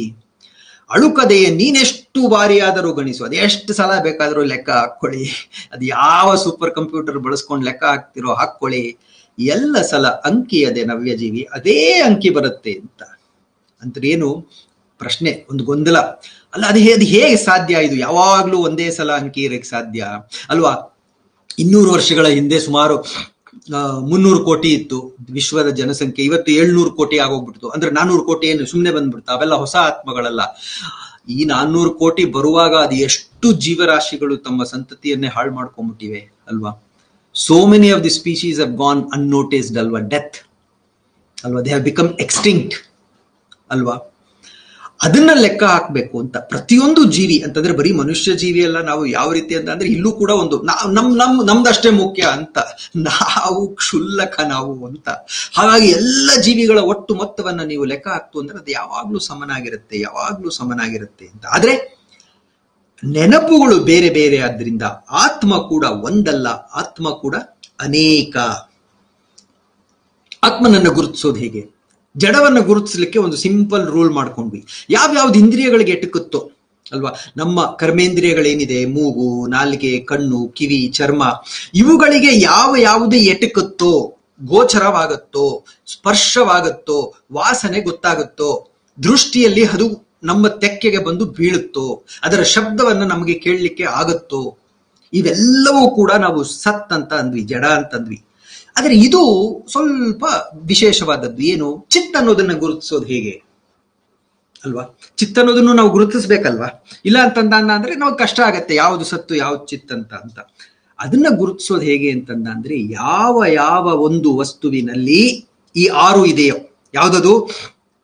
ಇಚ್ಛಾ, ದ್ವೇಷ, ಸುಖ, ದುಃಖ, ಜ್ಞಾನ, ಪ್ರಯತ್ನ. ಈ 6 ಎಲ್ಲೆಲ್ಲಿದೆಯೋ ಅದು ಸತ್ ಚಿತ್ ಅಂತ, ಅಲ್ಲಿ ಆತ್ಮನಿದ್ದಾನೆ ಅಂತ ಅಲ್ವಾ. ಈ ಕಟ್ಟಿಗೆಗೆ ಏನಿದೆ ಇಚ್ಛೆ ಅಲ್ವಾ, ಅದಕ್ಕೇನಿದೆ ದ್ವೇಷ ಇಲ್ಲ ಅಂತ. ಆದ್ರೆ ಮನುಷ್ಯನೊಬ್ಬನಿಗೆ ಇವೆಲ್ಲವೂ ಕೂಡ ಇದೆ. ಹಾಗಾಗಿ ಅವನಲ್ಲಿ ಯಾವುದೋ ಒಂದು ಪ್ರಜ್ಞೆ ಇದೆ, ಅವನಲ್ಲಿ ಇರತಕ್ಕಂತಹ ಒಂದು ಆತ್ಮ ಇದೆ, ಅವನಲ್ಲಿ ನೆಲೆ ಮಾಡಿರ್ತಕ್ಕಂತಹ ಒಂದು ಅಣುಚೇತನ ಅವನನ್ನು ಬೆಳಗಿಸ್ತಾ ಇದೆ. ಇದು ನಮಗೂ ಗೊತ್ತಾಗುತ್ತೆ ಅಂತ. ನಮಗೂ ಮತ್ತೆ ಪ್ರಾಣಿಗಳಿಗೂ ಕೂಡ ಇದೇ ವ್ಯತ್ಯಾಸ ಅಂತ. ಪ್ರಾಣಿಗಳಿಗೂ ಕೂಡ ಇದೆ, ಪ್ರಾಣಿಗಳಿಗೂ ಕೂಡ ಇಚ್ಛೆ ಇರುತ್ತೆ. ಒಂದು ನಾಯಿಗೆ, ಬೀದಿ ನಾಯಿಗೆ ಇಂಥ ಹೊತ್ತಲ್ಲಿ ಇಲ್ಲಿ ಹೋದ್ರೆ ನನ್ಗೆ ಆಹಾರ ಸಿಗುತ್ತೆ ಅನ್ನತಕ್ಕಂತಹ ಒಂದು ಪ್ರಜ್ಞೆ ಇರುತ್ತೆ. ಅಲ್ಲಿ ಹೋಗುತ್ತೆ ಆಹಾರವನ್ನು ಹುಡುಕೊಂಡು. ಸುಖ ದುಃಖ ಅಲ್ವಾ, ನಮ್ಮಗಳ ಹಾಗೆ ಸುಖ ದುಃಖಗಳನ್ನ ನಾವು ಅನುಭವಿಸೋ ರೀತಿಯಲ್ಲಿ ಅದು ಅನುಭವಿಸ್ತೇ ಇರ್ಬೋದು. ಅದಕ್ಕೂ ಕೂಡ ಅದರದೇ ಆದಂತಹ ಒಂದಷ್ಟು ಸುಖ ದುಃಖಗಳಿರುತ್ತೆ, ಅದರದೇ ಆದಂತಹ ಒಂದು ಜ್ಞಾನ ಇರುತ್ತೆ. ಟ್ರೈನ್ ಮಾಡಿದ್ರೆ ಅದಕ್ಕೆ ಆದಂತಹ ಅದನ್ನ ಪ್ರಯತ್ನವನ್ನ ಪಡಬೇಕು ಅನ್ನತಕ್ಕಂತಹದ್ದಿರುತ್ತೆ ಅಂತ. ಹಾಗಾಗಿ ಎಲ್ಲೆಲ್ಲಿ ಈ 6 ನೋಡ್ತೀವೋ, ಈ ಒಂದು ಚಿತ್ ಅನ್ನೋದು ಇಂದ್ರಿಯಾತೀತವಾದ್ದರಿಂದ ಈ 6 ಲಕ್ಷಣಗಳು ನಮಗೆ ಕಂಡಾಗ ಇದು ಸತ್ ಚಿತ್ ಅಂತ ನಾವು ಹೇಳಬಹುದು ಅಂತ. ಇಲ್ಲಿ ಇನ್ನೊಂದು ವೇದದ ಒಂದು ಸಿದ್ಧಾಂತವನ್ನ ನಾವು ಅರ್ಥ ಮಾಡ್ಕೋಬೇಕು. ಈ ಅಣುಚೇತನ ಅಥವಾ ಆತ್ಮ ಏನಿದೆ, ಇದ್ರದ್ದು ಒಂದು ಡ್ರಾಬ್ಯಾಕ್ ಇದೆ. ಅದು ಪ್ರಜ್ಞೆ ನಿಜ, ಅಣುಚೇತನ ಪರಮಾತ್ಮನ ಅಲ್ಲ, ಪರಮಾತ್ಮನಷ್ಟೇ ಅಲ್ಲ, ಆದರೆ ಪರಮಾತ್ಮನಂತೆಯೇ ಸ್ವಲ್ಪ ಬಹಳ ಚಿಕ್ಕ ಪ್ರಮಾಣದ ಇನ್ನೊಂದು ಪ್ರಜ್ಞೆ ಅದು. ಅದಕ್ಕೊಂದು ತೊಂದರೆ ಇದೆ. ಅದಕ್ಕೆ ಈ ಯಾವುದು ಇಚ್ಛಾ ದ್ವೇಷ ಸುಖ ದುಃಖ ಜ್ಞಾನ ಪ್ರಯತ್ನ ಆಗಲಿ ಇವೆಲ್ಲವೂ ಕೂಡ ತಾನಾಗೆ ಅದು ಅನುಭವಿಸಿಕೊಳ್ಳುವಂತಹ ಸ್ಥಿತಿಯಲ್ಲಿ ಇಲ್ಲ. ಹಾಗಾಗಿ ಅದಕ್ಕೆ ಒಂದು ಸಾಧನ ಬೇಕು ಅಂತ. It's A driver without A vehicle ಅಂತ. ಸೊ ಅದಕ್ಕೊಂದು ವೆಹಿಕಲ್ ಬೇಕು, ಆಗ he can run that vehicle ಅಂತ. ಅಂತಹ ಒಂದು ವಿಶೇಷತೆಯನ್ನ ಮನಸ್ಸಿನಲ್ಲಿಟ್ಟುಕೊಂಡು ಅಂತಹ ಒಂದು ಸತ್ ಚಿತ್ತಿಗೆ ಸಾಧನವನ್ನಾಗಿ ಸತ್ತನ್ನ ಸಚ್ಚಿದಾನಂದ ಪರಮಾತ್ಮ ಸೃಷ್ಟಿ ಮಾಡ್ದ ಅನ್ನೋದು ವೇದದ ಒಂದು ಪರಿಕಲ್ಪನೆ. ನನ್ನಷ್ಟಕ್ಕೆ ನಾನೇನು ಮಾಡ್ಲಿಕ್ಕಾಗಲ್ಲ, ನನಗೊಂದು ಸಾಧನ ಬೇಕು, ಅಂತಹ ಸಾಧನವನ್ನ ಕೊಟ್ಟಿದ್ದಾನೆ ಪರಮಾತ್ಮ ಅನ್ನೋದು ನಮ್ಮ ಮನಸ್ಸಿನಲ್ಲಿರ್ಬೇಕು ಸತ್ ಚಿತ್ ಬಗ್ಗೆ ಚಿಂತನೆಯನ್ನ ಮಾಡ್ತಾ ಇದ್ದಾಗ. ಇನ್ನು 3ನೇದು ಸತ್ ಚಿತ್ ಆನಂದ, ಸಚ್ಚಿದಾನಂದ. ಇದನ್ನೇ ನಾವು ಪರಮಾತ್ಮ ಅಂತ ಕರಿತೇವೆ, ಇದನ್ನೇ ವಿಶ್ವಚೇತನ ಅಂತ ಕೂಡ ಕರಿತೇವೆ ಅಂತ. ನೋಡಿ, ಸತ್ಗೆ ಜಡಕ್ಕೆ ಒಂದು ಲಿಮಿಟೇಷನ್ ಇದೆ, ಸತ್ ಚಿತ್ ಆತ್ಮನಿಗೆ ಒಂದು ಲಿಮಿಟೇಷನ್ ಇದೆ ಅಲ್ವಾ. ಏನದು? ಸತ್ಗೆ it is limited by time and space ಅಂತ ಅಲ್ವಾ. ಈ ಒಂದು ಕಂಪ್ಯೂಟರ್ನ ನಾನು ಇಲ್ಲಿ ಇಟ್ಟಿದ್ದೀನಿ ಅಂದ್ರೆ ಇದಕ್ಕೆ ಇಷ್ಟೇ ಆಕಾರ, it only occupies this much ಅಂತ, it cannot pervade beyond this ಅಂತ. ಅದಕ್ಕೊಂದು ರಿಸ್ಟ್ರಿಕ್ಷನ್ ಇದೆ, ಅದಕ್ಕೊಂದು ಅಡೆತಡೆ ಇದೆ ಅಂತ. ಸತ್ಚಿತ್ಗೂ ಕೂಡ ಒಂದು ಅಡೆತಡೆ ಇದೆ. ಏನದು? ತನ್ನ ಕ್ರಿಯೆ ಪ್ರತಿಕ್ರಿಯೆಗಳಿಗೆ ಅಡೆತಡೆ ಇದೆ ಅಂತ. ತನ್ನಷ್ಟಕ್ಕೆ ತಾನು ಏನು ಮಾಡ್ಕೊಳಕ್ಕಾಗಲ್ಲ, ಅದಕ್ಕೊಂದು ಸಾಧನ ಬೇಕು, ಆ ಒಂದು ಅಡೆತಡೆ ಇದೆ ಅಂತ. ನಾನು ಅದಕ್ಕೆ ಸಾಧನದ ವಿಷಯ ಈ ಒಂದು ನಿಮಿಷದ ಕೆಳಗೆ ಹೇಳಿದ್ದು ಅದೇ ಕಾರಣಕ್ಕಾಗಿ. ಆ ಒಂದು ಅಡೆತಡೆ, that limitation also exist for the soul ಅಂತ. ಆದರೆ ಈ ಯಾವುದೇ ಅಡೆತಡೆಗಳು ಇಲ್ಲದಂತಹ ಒಂದು ವಿಶೇಷವಾದಂತಹ ಪ್ರಜ್ಞೆ ಅಂತಂದ್ರೆ ಅದು ಸಚ್ಚಿತ್ತಾನಂದ. ಅಷ್ಟೇ ಅಲ್ಲ, ಅದರ ಜೊತೆ ಸದಾ ಆನಂದದಲ್ಲಿರುತ್ತೆ. ಸದಾ ಆನಂದದಲ್ಲಿರ್ತಕ್ಕಂತಹ ಪ್ರಜ್ಞೆ ಸಚ್ಚಿದಾನಂದ ಪ್ರಜ್ಞೆ ಅಂತ. ಹಾಗಾಗಿ ಅದನ್ನ ನಾವು ಯಾವುದೇ ಒಂದು ಲಿಮಿಟೇಷನ್ ಇಲ್ಲದೆ ಇರೋದ್ರಿಂದಲೇ ನಾವು ಅದನ್ನ ಸರ್ವವ್ಯಾಪಿ ಅಂತ ಕರಿತೀವಿ. ಅಂತಂದ್ರೆ ಪರಮಾತ್ಮ ಸರ್ವವ್ಯಾಪಿ ಅಂತ ಅಂದಾಗ ಹೌದು ಮಾರಾಯ, ಪರಮಾತ್ಮ ಸರ್ವವ್ಯಾಪಿ ಅಂತ ಒಪ್ಕೊಳ್ಳೋದು ಹೇಗಿದೆ?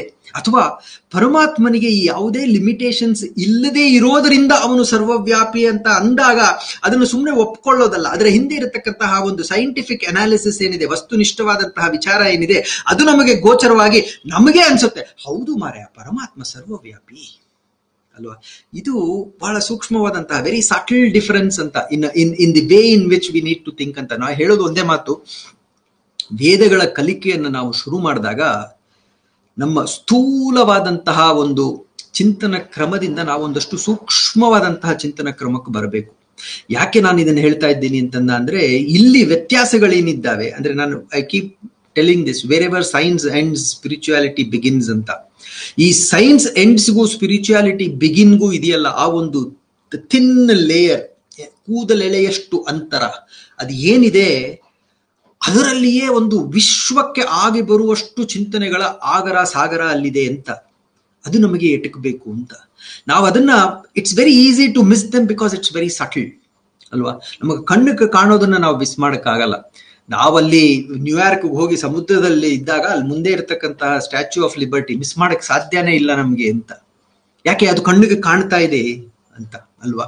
ಆದ್ರೆ ಆ ಸ್ಟ್ಯಾಚ್ಯೂ ಆಫ್ ಲಿಬರ್ಟಿಯನ್ನ ಆ ಜನ ಯಾವ ಒಂದು ಭಾವನೆಯಲ್ಲಿ ನೋಡ್ತಾರೆ, ಅದಕ್ಕೆ ಅವರು ಕೊಟ್ಟಿರ್ತಕ್ಕಂತಹ ಭಾವನೆ ಏನಿರಬಹುದು, ಅಥವಾ ನಮ್ಮ ಭಾರತದಲ್ಲಿ ಇತ್ತೀಚೆಗೆ ನಿರ್ಮಿಸಿರ್ತಕ್ಕಂತಹ ಅದಕ್ಕೂ ಎತ್ತರವಾದಂತಹ ಸರ್ದಾರ್ ವಲ್ಲಭಾಯ್ ಪಟೇಲ್ ಅವರ ಪ್ರತಿಮೆಯನ್ನು ನೋಡುವಾಗ ಭಾರತೀಯರ ಮನಸ್ಸಿಗೆ ಬರತಕ್ಕಂತಹ ಭಾವನೆ ಏನಿರಬಹುದು, ಅವುಗಳು ಸಟಲ್, ಅವುಗಳು ಅದನ್ನ ಅರ್ಥ ಮಾಡ್ಕೊಳ್ಳಕ್ಕೆ ಒಂದಷ್ಟು ಚಿಂತನೆ ಅಗತ್ಯ, ಕಣ್ಣಿಗೆ ಕಾಣೋದಲ್ಲ ಅಂತ.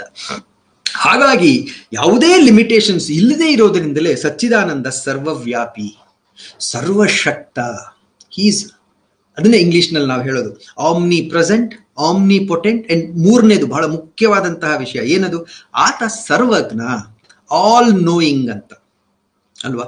ಈ ಮೂರು ವ್ಯಕ್ತಿ ಗುಣಗಳು ಪರಮಾತ್ಮನಿಗೆ ಯಾಕೆ ಬಂತು? ಪರಮಾತ್ಮನಲ್ಲಿ ಇದೆ ಅಂತ ಕೈ ಮುಗಿಯೋದು ಭಕ್ತಿ, ಅದೊಂದು ಪಥ.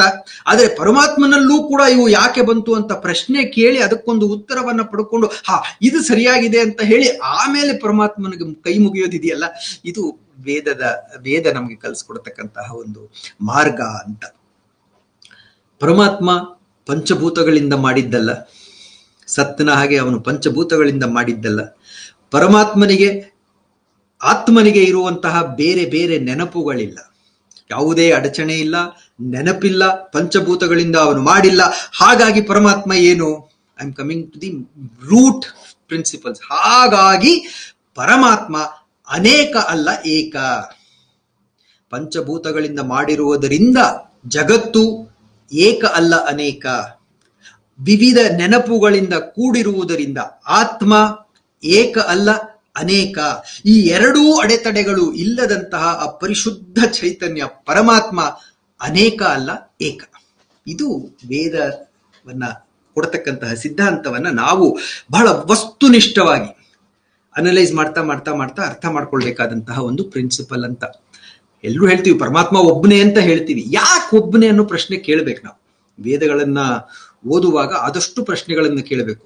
ಯಾವ ವೇದಗಳ ಬಗ್ಗೆನೇ ಕೇಳಬೇಕು. ಅಲ್ಲ ಮಿಸ್ಟರ್ ವೇದ, ನೀನ್ ಈ ರೀತಿ ಹೇಳ್ತಾ ಇದೆಯಲ್ಲ, ಇದು ಹೇಗೆ ಅಂತ. ಈ ರೀತಿ ಪ್ರಶ್ನೆಗಳನ್ನ ಕೇಳೋದು ಧಾರ್ಷ್ಟ್ರತನ ಅಲ್ಲ, ಏನು ಇವರೆಲ್ಲ ಪಂಡಿತರು ಅನ್ನೋ ಒಂದು ಪ್ರದರ್ಶನ ಅಲ್ಲ. ನಮ್ಮನ್ನ ನಾವು ಅರಿತುಕೊಳ್ಳೋದಕ್ಕೆ ವೇದಗಳೇ ನಮ್ಮಲ್ಲಿ ಪ್ರಚೋದನೆ ಮಾಡತಕ್ಕಂತಹ ಪ್ರಶ್ನೆಗಳು ಅದು ಅಂತ. ಹಾಗಾಗಿ ಎಲ್ಲ ವಿಷಯಗಳ ಬಗ್ಗೆಯೂ ಪ್ರಶ್ನೆ ಕೇಳ್ತಾ ಹೋದಾಗ ಯಾವುದೋ ಒಂದು ಹಂತದಲ್ಲಿ ಪ್ರಶ್ನೆಗೆ ಉತ್ತರ ಸಿಗಲ್ವಲ್ಲ, ಅಂತಹ ಉತ್ತರ ಸತ್ಯವಾಗಿರುತ್ತೆ ಅಂತ ನಾನು ಇದನ್ನ ಸಾವಿತ್ರಿ ಮಂತ್ರದ ವಿಶ್ಲೇಷಣೆ ಮಾಡುವಾಗ್ಲೂ ಹೇಳಿದೆ. ವೇದದ ಕಲಿಕೆಯಲ್ಲಿ ಇಂತಹವುಗಳು ಬಹಳ ಮುಖ್ಯ ಅಂತ. ದಿಢೀರಂತ ಹಿಡಿದು ವೇದಘೋಷ ಮಾಡಿಕೊಂಡು ವೇದ ಮಂತ್ರಗಳನ್ನ ಅರ್ಥಗಳನ್ನ ತಿಳ್ಕೊಂಡ್ಬಿಡ್ತೇನೆ.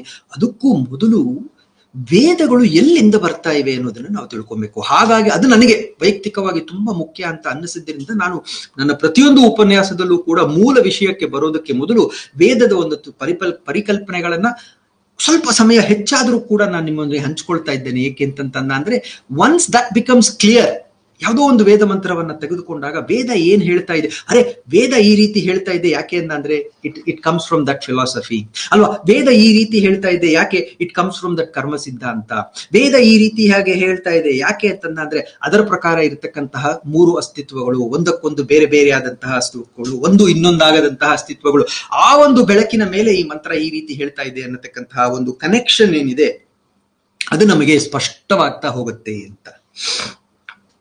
ಸೊ ವೇದ ಚಿಂತನೆಯಲ್ಲಿ ನಾವು ನೋಡ್ತಾ ಹೋಯ್ತು ಅಂತಂದ್ರೆ ಮೂರು ಅಸ್ತಿತ್ವಗಳು ಅದು ಸರ್ವದಾ ಇತ್ತು, ಇವೆ, ಇರುತ್ತೆ. ಇಲ್ಲಿ ಸ್ವಲ್ಪ ಗೊಂದಲ ಬರುತ್ತೆ ನಮಗೆ. ಸೃಷ್ಟಿಯ ಮೊದಲು ಈ ಮೂರು ಇತ್ತು. ಯಾವುದು? ಸತ್, ಸತ್ ಚಿತ್ ಮತ್ತೆ ಸಚ್ಚಿದಾನಂದ. ಪ್ರಳಯ ಆದ ನಂತರವೂ ಈ ಮೂರು ಇರುತ್ತೆ, ಸತ್, ಸತ್ ಚಿತ್ ಮತ್ತೆ ಸಚ್ಚಿದಾನಂದ. ಈಗ ಪ್ರಶ್ನೆ, ಅರೆ ಇವೆಲ್ಲ ನಿಜ ಆಯ್ತು ಅಂದ್ರೆ ಇನ್ನು ದೇವರು ಎಂತ ಸೃಷ್ಟಿ ಮಾಡಿದವಾರಯ್ಯ ಅಲ್ವಾ? ಅದ್ಭುತವಾದಂತಹ ಪ್ರಶ್ನೆ ಇದು. ಈ ಪ್ರಶ್ನೆ ಬರಬೇಕು ಅಲ್ವಾ? ಏನ ಇವೆಲ್ಲ ಮೊದಲೇ ಇತ್ತು, ಈಗಲೂ ಇರುತ್ತೆ, ಆಮೇಲೂ ಇರುತ್ತೆ ಅಂದ್ರೆ ದೇವರೆಂತ ಸೃಷ್ಟಿ ಮಾಡಿದ ಮಾರಾಯ? ಇದು ಇನ್ನೊಂದು ಅದ್ಭುತವಾದಂತಹ ವೇದ ಚಿಂತನೆ.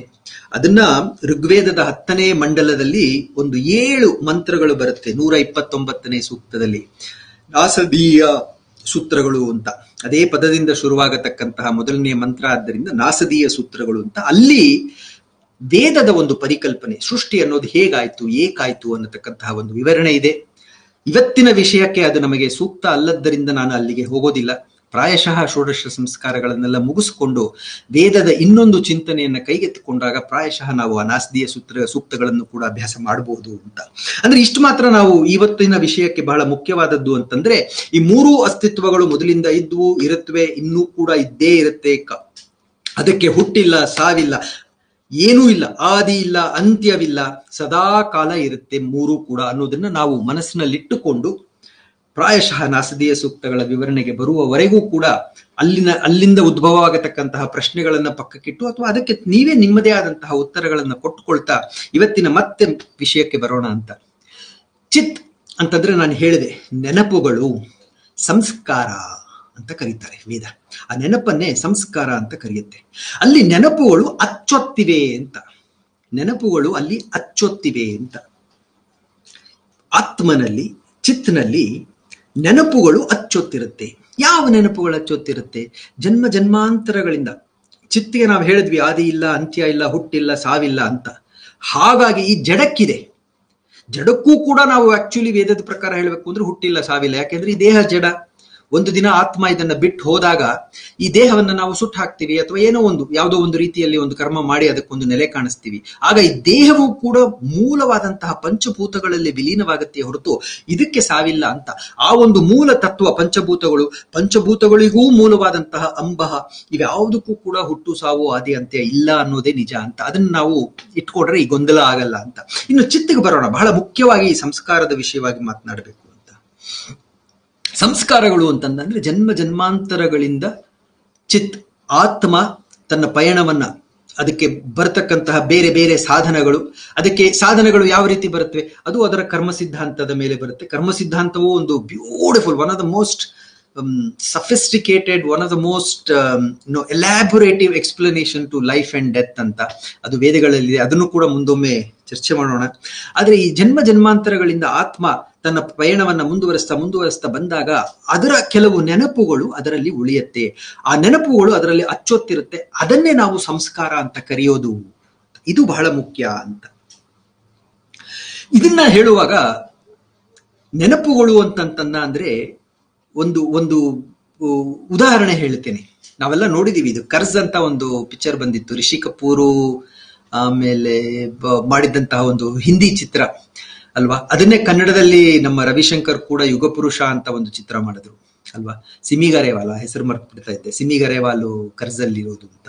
ಆ ಪಿಕ್ಚರ್ ನೋಡುವಾಗ ನಮಗೆ ಏನನ್ಸುತ್ತೆ, ಅಯ್ಯೋ ಅವ್ನು ಮತ್ತೆ ವಾಪಸ್ಸು ಬಂದಾಗ ಇನ್ನೊಂದು ವಿಷಯದಲ್ಲಿ ಅವನಿಗೆ ಪ್ರತಿಯೊಂದು ಜ್ಞಾಪಕ ಇರುತ್ತೆ. ಎಲ್ಲಿ ಸಿಮಿ ಗರೇವಾಲ್ ತನ್ನನ್ನು ಕರ್ಕೊಂಡು ಹೋದ್ರು, ಯಾವ ಒಂದು ಆ ದಾರಿನಲ್ಲಿ ಅಲ್ಲಿ ಕಾರ್ ಕೆಟ್ಟಂಗ್ ಮಾಡಿ ಅಲ್ಲೊಂದು ವಿಗ್ರಹ ಇರುತ್ತೆ ಅದು ಅಲ್ವಾ. ಅದ್ ಮತ್ತೆ ಅಲ್ಲಿ ಆ ಸಿಮಿ ಗರೇವಾಲ್ ಬಂದು ಹೇಗೆ ರಿಷಿ ಕಪೂರ್ನ ಕೊಂದ, ಎಲ್ಲ ಘಟನೆಗಳು ಕೂಡ ಜ್ಞಾಪಕ ಇರುತ್ತೆ ಅಂತ. ಆ ರೀತಿ ಅಲ್ಲ, ಅದು ಸಿನಿಮಾ ಅಷ್ಟೇ. ನಾವು ಸಂಸ್ಕಾರ ಅಂದಾಗ ಅಲ್ಲಿ ನೆನಪುಗಳಿರುತ್ತೆ ಅಂದ್ರೆ ಅಲ್ಲಿ ಘಟನೆಗಳಿರಲ್ಲ. ಆ ಘಟನೆಗಳಿಂದ ಉಂಟಾದಂತಹ ಕಲಿಕೆ ಇರುತ್ತೆ. The lessons that has come out of those incidents will be there imprinted in what we call as samskara. The incidents by itself will not be there ಅಂತ. ಅದು ಬರೀ ಚಿತ್ರದಲ್ಲಿ ತೋರಿಸ್ತಾರೆ ಅಷ್ಟೇ, ನೋಡಕ್ ಚೆನ್ನಾಗಿರುತ್ತೆ ಅಂತ. ಅಂದ್ರೆ ಏನಂತಂದ್ರೆ ಈಗ ನಾವು ಕರ್ಜ್ ಚಿತ್ರ ನೋಡ್ತೀವಿ, ಅವನಿಗೆ ಅವೆಲ್ಲ ಘಟನೆಗಳ ನೆನಪು ಬರುತ್ತೆ ಅಂತಲ್ಲ, ಆ ರೀತಿ ಇರಲ್ಲ. ಆದ್ರೆ ಅಂತಹ ಘಟನೆಗಳು ಯಾರ್ದಾದ್ರೂ ಒಬ್ಬ ಬದುಕಿನಲ್ಲಿ ಆಗಿತ್ತು ಅಂತ ಅಂದ್ರೆ ಆತ್ಮನಿಗೆ ಹಿಂದೊಮ್ಮೆ ಅದರ ಆ ರೀತಿಯಾದಂತಹ ಘಟನೆಗಳು ತನಗೆ ಸಂಭವಿಸಿತ್ತು ಅಂತ ಅಂದ್ರೆ ಅದರಿಂದ ಉಂಟಾಗತಕ್ಕಂತಹ ಕಲಿಕೆ ಏನು, ನನಗೆ ಹೆಂಗಸರು ಅಂದ್ರೆ ಸ್ವಲ್ಪ ಅಷ್ಟೇನಪ್ಪ, I don't want to believe them ಅಲ್ವಾ. ನನಗೆ ಈ ರೀತಿಯಾದಂತಹ ಹೆಣ್ಣು ನನಗೆ ಮೋಸ ಮಾಡಿದ್ಲು, ನಾನು ನಂಬಿದಂತಹ ಪ್ರೀತಿಸಿದ ಹೆಣ್ಣು ಆಸ್ತಿಗೋಸ್ಕರ ನನ್ನನ್ನ ಈ ರೀತಿ ಕೊಂದಿದ್ಲು ಅನ್ನತಕ್ಕಂತಹ ಕಲಿಕೆ ಇರುತ್ತೆ. ಈ ಒಂದು ಸೂಕ್ಷ್ಮವನ್ನು ನಾವು ಅರ್ಥ ಮಾಡ್ಕೋಬೇಕು ಸಂಸ್ಕಾರ ಅಂತ ಅಂದಾಗ ಅಂತ. ವೇದಗಳ ಹಿನ್ನೆಲೆಯಲ್ಲಿ ಸಾರ್ಥಕ ಬದುಕು ಅದನ್ನು ಏನು ಹೇಗೆ ಅನ್ನೋದನ್ನ ನೋಡೋದಕ್ಕೆ ಇಷ್ಟೂ ಕೂಡ ಒಂದು ಪೂರ್ವಭಾವಿಯಾದಂತಹ ಒಂದಷ್ಟು ವಿಷಯಗಳನ್ನ ನಾವು ತಿಳ್ಕೋಬೇಕಾಗಿತ್ತು. ನಾನು ಇದನ್ನ ಮಾಡಿ ಒಂದು ವೇದ ಮಂತ್ರವನ್ನ ಇವತ್ತು ತಗೊಳ್ಳೋಣ ಅಂತ ಇದ್ದೆ. ಪ್ರಾಯಶಃ ಅದಕ್ಕೆ ಸಮಯ ಇಲ್ಲ ಅಂತ ಅನ್ನಿಸ್ತಾ ಇದೆ. ಯಾಕೆಂದ್ರೆ ಇಲ್ಲ, ಇನ್ನು ಇನ್ನೊಂದು ಕಾಲು ಗಂಟೆ ಇದೆ. ಹಾಗಾಗಿ ಒಂದು ಕೆಲಸ ಮಾಡ್ತೇನೆ. ಈ ಒಂದು ಪೂರ್ವಭಾವಿಯಾದಂತಹ ಪೀಠಿಕೆಯ ಹಿನ್ನೆಲೆಯಲ್ಲಿ ಒಂದು ವೇದ ಮಂತ್ರವನ್ನ ನಾವು ಅಭ್ಯಾಸ ಮಾಡೋಣ. ಈಗ ಇನ್ನೊಂದು 15 ನಿಮಿಷ ಆ ವೇದ ಮಂತ್ರವನ್ನ ನಾವು ನೋಡಿದಾಗ ನಮಗೆ ವೇದಗಳು ಈ ಒಂದು ನಾವು ಪೀಠಿಕೆಯ ರೂಪದಲ್ಲಿ ಏನು ವಿಷಯಗಳನ್ನ ಹಂಚಿಕೊಂಡ್ವಿ, ಆ ಒಂದು ವಿಷಯಗಳ ಬೆಳಕಿನಲ್ಲಿ ಯಾವ ಬದುಕು ಸಾರ್ಥಕವಾದ ಬದುಕು ಅಂತ ಹೇಳ್ತಾ ಇದೆ ಅನ್ನೋದನ್ನ ಅರ್ಥ ಮಾಡ್ಕೊಳ್ಳಕ್ಕೆ ಒಂದು ಬಹಳ ಸುಂದರವಾದಂತಹ ವೇದ ಮಂತ್ರ. ಇದು ವೇದ ಮಂತ್ರ ಯಜುರ್ವೇದದಿಂದ ಬಂದಿರೋದು. ಯಜುರ್ವೇದ 35:14, 35ನೇ ಅಧ್ಯಾಯ 14ನೇ ಮಂತ್ರ. ಮಂತ್ರವನ್ನ ಆದಷ್ಟು ಸಾವಕಾಶವಾಗಿ ನಿಧಾನವಾಗಿ ಹೇಳ್ತೀನಿ, ಯಾರಾದ್ರೂ ಬರ್ಕೊಳ್ಳೋದು ಇಚ್ಛೆ ಇತ್ತು ಅಂದ್ರೆ. ಮಂತ್ರ ಈ ರೀತಿ ಇದೆ: ಉದ್ವಯಂ ತಮಸಸ್ಪರಿ ಸ್ವಹ ಪಶ್ಯಂತ ಉತ್ತರಂ ದೇವಂ ದೇವತ್ರ ಸೂರ್ಯಮಗನ್ಮ ಜ್ಯೋತಿರುತ್ತಮಂ. ಯಜುರ್ವೇದದ 35ನೇ ಅಧ್ಯಾಯದ 14ನೇ ಮಂತ್ರ. ಉದ್ವಯಂ ತಮಸಸ್ಪರಿ ಸ್ವಹ ಪಶ್ಯಂತ ಉತ್ತರಂ ದೇವಂ ದೇವತ್ರ ಸೂರ್ಯಮಗನ್ಮ ಜ್ಯೋತಿರುತ್ತಮಂ. ಇದನ್ನು ನಾವು ಪದವಿಭಾಗ ಮಾಡಿಕೊಂಡ್ರೆ ಉದ್ವಯಂ ಉತ್ ವಯಂ, ತಮಸಸ್ಪರಿಹಿ ತಮಸಃ ಪರಿ, ಸೂರ್ಯಮಗನ್ಮ ಸೂರ್ಯಂ ಅಗನ್ಮ, ಜ್ಯೋತಿಹಿ ಉತ್ತಮಂ ಜ್ಯೋತಿರುತ್ತಮಂ ಜ್ಯೋತಿಹಿ ಉತ್ತಮಂ. ಇದು ಪದವಿಭಾಗ ಆಗತ್ತೆ. ಮಿಕ್ಕೆಲ್ಲ ಪದಗಳು ಹಾಗೆ ಬರುತ್ತವೆ. ಇನ್ನು ಇದರ ಅರ್ಥವನ್ನ ನೋಡ್ತಾ ಹೋಗೋಣ. ಸಾರ್ಥಕ ಬದುಕು ಅಂದ್ರೆ ವೇದದ ಪರಿಕಲ್ಪನೆಯಲ್ಲಿ ಏನು ಅನ್ನೋದನ್ನ ಸುಂದರವಾಗಿ ಈ ಒಂದು ವೇದ ಮಂತ್ರ ನಮಗೆ ತಿಳಿಸ್ತಾ ಇದೆ. ಅದನ್ನ ನಾವು ಒಂದು ಸ್ವಲ್ಪ ಪ್ರಯತ್ನ ಪೂರ್ವಕವಾಗಿ ಆ ಒಂದು ಸಾರವನ್ನ ಅರ್ಥ ಮಾಡ್ಕೊಳ್ಬೇಕಷ್ಟೇ. ಇದರ ಅರ್ಥ ಏನು ಹೇಳ್ತಾ ಇದೆ? ವಯಂ ಅಗನ್ಮ. ಅಗನ್ಮ ಅಂದ್ರೆ ಗನ್ಮ ಅಂತ. ಗನ್ಮ ಅಂತಂದ್ರೆ ಗಮಲ್ಋಗತವು ಅಂತ ಧಾತು, ಹೋಗೋಣ ಅಂತ. ವಯಂ ಅಂದ್ರೆ ನಾವು ಹೋಗೋಣ. ವೇದ ಹೇಳ್ತಾ ಇದೆ, ಬನ್ನಿ ನಾವು ಹೋಗೋಣ. ಎಲ್ಲಿ ಹೋಗೋದು? ಯಾಕೆ ಹೋಗೋದು? ಇಲ್ಲಿ ನೋಡಿ, ಎಲ್ಲಿ ಅನ್ನೋದಕ್ಕಿಂತ ವೇದದಲ್ಲಿ ಬಹಳ ಮುಖ್ಯವಾದಂತಹ ಪ್ರಶ್ನೆ ಯಾಕೆ ಹೋಗೋದು. ನಾವ್ ಯಾಕೆ ಹೋಗ್ತೀವಿ ಅಲ್ವಾ? ಬರ ಹೊತ್ತಾಯ್ತು, ನಾವು ಕ್ಲಾಸ್ಗೆ ಹೋಗೋಣ ಅಲ್ವಾ? ಕ್ಷಮಿಸಿ, ಟೀಚರ್ ಬಂದ್ಬಿಟ್ಟು ಕ್ಲಾಸ್ ಶುರು ಆಯ್ತು, ಬರಲಿ ಕ್ಲಾಸ್ಗೆ ಹೋಗೋಣ ಅಂತೀವಿ. ಅದು ಬಹಳ ಆಡು ಭಾಷೆಯಲ್ಲಿ ಹೋಗೋಣ ಅಂತಾರೆ, ಬನ್ನಿ ಹೋಗೋಣ ಅಂತ. ಆದ್ರೆ ನಾವು ಅದಕ್ಕೊಂದು ಆಧ್ಯಾತ್ಮದ ಅರ್ಥದಲ್ಲಿ ನೋಡಿದಾಗ ಹೋಗೋಣ ಅನ್ನೋದು ಕೇವಲ ಒಂದು ಕ್ರಿಯೆ ಆಗತ್ತೆ, ಆದಿ ಭೌತಿಕವಾದಂತಹ ಒಂದು ಪ್ರತಿಕ್ರಿಯೆ ಆಗತ್ತೆ, ಕ್ರಿಯೆ ಆಗತ್ತೆ, ಕ್ಷಮಿಸಿ. ಆದ್ರೆ ಅದು ನಾವಲ್ಲಿಗೆ ಹೋದಾಗ ಅಲ್ಲಿ ಆಗತಕ್ಕಂತಹ ಒಂದು ವಿಚಾರ ಏನಿದೆ ಅದು ಆಧ್ಯಾತ್ಮದ ನಿಜವಾದಂತಹ ಅರ್ಥನ. ಯಾವುದಕ್ಕೆ ಹೋಗೋಣ ಅನ್ನೋದಕ್ಕೆ ಅಂದ್ರೆ ಏನು? ಅಲ್ಲಿಗೆ ಹೋಗ್ತಾ ಇರೋದು ಏನೋ ಒಂದು ಕಲಿತಿದ್ದೀವಿ ಅಂತ. ಅಂದ್ರೆ ನಾವಿಲ್ಲಿ ಹೋಗೋಣ ಅಂತಂದ್ರೆ ಕಲಿಯೋಣ ಅಂತ. ಹಾಗಾಗಿ ವಯಂ ಅಗನ್ಮ, ನಾವು ಹೋಗೋಣ ಅಂತಂದ್ರೆ ಹೋಗೋಣ, ಅಲ್ಲಿ ಹೋಗಿ ನಾವು ಏನನ್ನಾದರೂ ಅರಿಯೋಣ, ಕಲಿಯೋಣ ಅಂತ ಅದು ಅರ್ಥ. ಹಾಗಿದ್ರೆ ಏನನ್ನ ಅರಿಬೇಕು, ಏನನ್ನ ತಿಳಿಬೇಕು, ಯಾವ ಕಡೆ ನಾವು ಹೆಜ್ಜೆ ಹಾಕ್ಬೇಕು ಅಂತಂದ್ರೆ ಈ ಮಂತ್ರದಲ್ಲಿ ಬರುತ್ತೆ. ಉತ್ ಅಂತ ಬರುತ್ತೆ, ಉತ್ತರಂ ಅಂತ ಬರುತ್ತೆ, ಉತ್ತಮಂ ಅಂತ ಬರುತ್ತೆ. 3 ಪದಗಳು. ಉತ್, ಉತ್ತರಂ, ಉತ್ತಮಂ. ಏನಿದು ಉತ್, ಉತ್ತರಂ, ಉತ್ತಮಂ ಅಂದ್ರೆ ಗುಡ್, ಬೆಟರ್, ಬೆಸ್ಟ್ ಅಂತ ಅಲ್ವಾ? ಉತ್ತಮವಾದದ್ದು ಉತ್, ಉತ್ತರಂ ಅಂದ್ರೆ ಉತ್ತಮೋತ್ತಮವಾದದ್ದು, 3ನೇದು ಉತ್ತಮಂ ಸರ್ವೋತ್ತಮವಾದದ್ದು, ಎಲ್ಲಕ್ಕೂ ಶ್ರೇಷ್ಠವಾದದ್ದು ಅಂತ. 3 different gradations of purity, 3 different gradations of excellence ಅನ್ನ ಈ ಮಂತ್ರದಲ್ಲಿ ನಾವು ಕಾಣಬಹುದು. ಉತ್, ಉತ್ತರಂ, ಉತ್ತಮಂ ಅನ್ನೋದನ್ನ ತುಂಬಾ ವ್ಯಾಖ್ಯಾನಕಾರರು ತಮ, ರಜ, ಸತ್ವ ಅಂತ ಹೇಳ್ತಾರೆ. ತಮ ಅನ್ನೋದು ಉತ್, ಉತ್ತಮವಾದದ್ದು. ಅದಕ್ಕಿಂತ ಉತ್ತಮವಾದದ್ದು ಯಾವುದು? ರಜ. ಉತ್ತರಂ ಅದು ಉತ್ತಮಂ, ಉತ್ತಮೋತ್ತಮ, ಸರ್ವೋತ್ತಮವಾದದ್ದು. ಅದಕ್ಕಿಂತಲೂ ಉತ್ತಮವಾದಂತಹ ಗುಣ ಯಾವುದು? ಸತ್ವ ಅಂತ. ಈ ತಮ, ರಜ, ಸತ್ವ ಅನ್ನೋ 3 ಗುಣಗಳು ಉತ್, ಉತ್ತರಂ, ಉತ್ತಮಂ ಅಂತ ಹೇಳಿ ಅನೇಕರು ಇದನ್ನು ವ್ಯಾಖ್ಯಾನ ಮಾಡ್ತಾರೆ. ಆದ್ರೆ ನಾವು ವೇದಗಳ ಹಿನ್ನೆಲೆಯಲ್ಲಿ ಇದನ್ನು ವ್ಯಾಖ್ಯಾನ ಮಾಡಬೇಕಾದ್ರೆ ಈಗಿನ್ನೂ ಸುಮಾರು ಹೊತ್ತು ನಾವು ಮಾತನಾಡಿದ್ವಲ್ಲ, ಆ ವಿಷಯವನ್ನ ಇಲ್ಲಿಗೆ ತರಬೇಕು. ಅದನ್ನ ಇಲ್ಲಿಗೆ ತರಬೇಕಾದ್ರೆ ಅದು ಏನು ಅಂತ ಗೊತ್ತಿರಬೇಕು ಅಂತ ಹೇಳಿ ನಾನು ಸುಮಾರು 45 ನಿಮಿಷ ಅದರಲ್ಲೇ ಕಾಲ ಕಳೆದ್ಬಿಟ್ಟೆ. ಈ 3 ಯಾವುದು? ಉತ್ತಮಂ, ಉತ್ತರಂ ಮತ್ತೆ ಉತ್ತಮಂ ಅಂತಂದ ಅಂದ್ರೆ ಸತ್, ಸತ್ಚಿತ್ ಮತ್ತೆ ಸಚ್ಚಿದಾನಂದ. ಸತ್, ಈ ಜಗತ್ತು ಏನಿದೆ ಅದು ಉತ್ತಮವಾದದ್ದು. ಅದಕ್ಕಿಂತ ಇನ್ನೂ ಉತ್ತಮವಾದದ್ದು ಉತ್ತರಂ, ಉತ್ತಮೋತ್ತಮವಾದದ್ದು. ಅದರಲ್ಲಿ ಪ್ರಜ್ಞೆ ಬಂದಾಗ ಆಗತಕ್ಕಂತಹ ಸತ್ಚಿತ್. ಅದಕ್ಕಿಂತಲೂ ಸರ್ವೋತ್ತಮವಾದದ್ದು ಉತ್ತಮಂ, ಅತ್ಯಂತ ಶ್ರೇಷ್ಠವಾದದ್ದು. ಇದರಲ್ಲಿ ಪ್ರಜ್ಞೆಯ ಜೊತೆಗೆ ಸದಾಕಾಲ ಆನಂದ ಬಂದು ಕೂಡ್ಕೊಂಡಾಗ ಅದು ಅಂತ. ಹಾಗಾಗಿ ನಾವು ಈ ಮಂತ್ರದಲ್ಲಿ ಈ 3 ಉಲ್ಲೇಖನ ನೋಡ್ತಾ ಇದ್ದೀವಿ, ಸತ್, ಸಚ್ಚಿತ್ ಮತ್ತೆ ಸಚ್ಚಿದಾನಂದ ಅಂತ. ಈಗ ಮಂತ್ರವನ್ನ ಅರ್ಥೈಸಿಕೊಳ್ತಾ ಸಾಗೋಣ. ಇದು ಮಂತ್ರವನ್ನ ಮೂಲ ಅಂತ. ಇದನ್ನ ನಾವು ಅರ್ಥ ಮಾಡ್ಕೊಳ್ತಾ ಸಾಕ್ತು ಅಂತಂದ್ರೆ ಉತ್ ವಯಂ ತಮಸಃ ಪರಿ ಅಗನ್ಮ ಅಂತ ಒಂದು ವಾಕ್ಯವನ್ನ ನಾವು ಪರಿಕಲ್ಪಿಸ್ಕೊಳ್ಬಹುದು. ಏನದು? ಉತ್ ದ್ವಂದ್ವಗಳಿಗೆ, ವ್ಯತ್ಯಾಸಗಳಿಗೆ ಕಾರಣವಾದಂತಹ ಈ ಒಂದು ಜಗತ್ತೇನಿದೆ, ಆ ಜಗತ್ತು ವಯಂ ನಮಗೆ, ನಾವು ತಮಸಃ, ನಾನಾಗ್ಲೇ ತಮ ಅನ್ನೋದಕ್ಕೆ ಧಾತು ಹೇಳಿದ್ದೆ, ದುಃಖದಿಂದ ಕೂಡಿರತಕ್ಕಂತು ಅಂತ. ಆದ್ರೆ ವೇದಗಳ ಹಿನ್ನೆಲೆಯಲ್ಲಿದು ದುಃಖಕ್ಕಿಂತ ಹೆಚ್ಚಾಗಿ ಅಜ್ಞಾನ ಅಂತ. ದುಃಖವನ್ನು, ಗ್ಲಾನಿಯನ್ನು ತಮುಕಾಂಕ್ಷಾಯಾಮ್ ಅಂತ ಧಾತು ಅಂತ. ಪರಿ ಅಗನ್ಮ, ತಮಸ್ಸಿನ ಕಡೆಗೆ ನಾವು ಅಗನ್ಮ ಹೋಗೋಣ ಅಂತಂದ್ರೆ ಏನಾಯ್ತು? ನಾನು ಹೇಳಿದೆ ಹೋಗೋಣ ಅಂತ ಅನ್ನೋದು ಆದಿಭೌತಿಕ.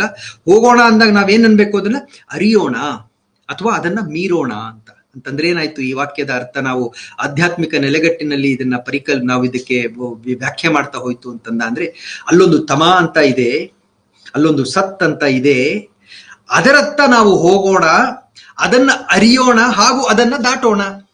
ಈಗ ನೋಡಿ, ಒಂದು ಸ್ಪಷ್ಟವಾದಂತಹ ವೇದ ಮಂತ್ರದ ಪರಿಕಲ್ಪನೆ ನಮಗೆ ಬರ್ತಾ ಇದೆ. ಮೊದಲನೆಯದಾಗಿ ಆ ಸತ್ತನ್ನ ಅರಿತುಕೊಳ್ಳೋಣ, ಗೌರವಿಸೋಣ, ಎಲ್ಲ ಮಾಡೋಣ. ಆದ್ರೆ ಅಲ್ಲೇ ನಿಲ್ಲೋದು ಬೇಡ, ಅಲ್ಲಿಂದ ಮುಂದೆ ಹೋಗೋಣ. ಹಾಗಿದ್ರೆ ಅಲ್ಲಿಂದ ಮುಂದೆ ಎಲ್ಲಿಗೆ ಹೋಗ್ಬೇಕು? ಸ್ವಹ ಉತ್ತರಂ ಪಶ್ಯಂತ, ಸ್ವಯಂ ಪ್ರಕಾಶವಾದಂತಹ ಉತ್ತರಂ, ಅದಕ್ಕೂ ಕೂಡ ಉತ್ತಮವಾದಂತಹ ಅದನ್ನ ಪಶ್ಯಂತ, ಜ್ಞಾನ ದೃಷ್ಟಿಯಿಂದ ನೋಡೋಣ, ಅರಿಯೋಣ, ಅಲ್ಲಿಂದ ಮುಂದೆ ಮತ್ತೆ ಸಾಗೋಣ. ಇದು ಅದ್ಭುತವಾದಂತಹ ವೇದ ಮಂತ್ರದ ಉಲ್ಲೇಖ ಅಂತ. ಅಂದ್ರೆ ಇಲ್ಲಿ ಏನ್ ಹೇಳ್ತಿದೆ? ಸ್ವಹ. ಇಲ್ಲಿ ಒಂದು ಗೊಂದಲ ಬರ್ಬೋದು, ನಿಮ್ಗೆ ಬರಬೇಕು. ನನ್ನ ಹೋದ ಉಪನ್ಯಾಸಗಳನ್ನ ನೋಡಿದ್ರೆ ಅಲ್ಲಿ ಸ್ವಹ ಅನ್ನೋದಕ್ಕೆ ನಾವು ಯಾವಾಗಲೂ ಆನಂದದಲ್ಲಿರ್ತಕ್ಕಂತಹ ಪರಮಾತ್ಮ ಅಂತಂದ್ವಿ. ಇಲ್ಲಿ ಸ್ವಯಂ ಪ್ರಕಾಶವಾದಂತಹ ಸ್ವಹ ಅನ್ನೋದಕ್ಕೆ ನಾವು ಪರಮಾತ್ಮ ಅಂತ ಹೇಳ್ತಿಲ್ಲ, ಆತ್ಮ ಅಂತ ಕರಿತಾ ಇದ್ದೀವಿ. ಎಲ್ಲಿ ಒಂದು ಮಂತ್ರದಲ್ಲಿ ಸ್ವಹ ಆತ್ಮ ಆಗತ್ತೆ, ಇನ್ನೊಂದು ಮಂತ್ರದಲ್ಲಿ ಸ್ವಹ ಪರಮಾತ್ಮ ಆಗತ್ತೆ. ಏನು ಗೊಂದಲ ಮಾರಾಯ? ಗೊಂದಲ ಇಲ್ಲಿ ಏನು ಇಲ್ಲ ಅಂತ.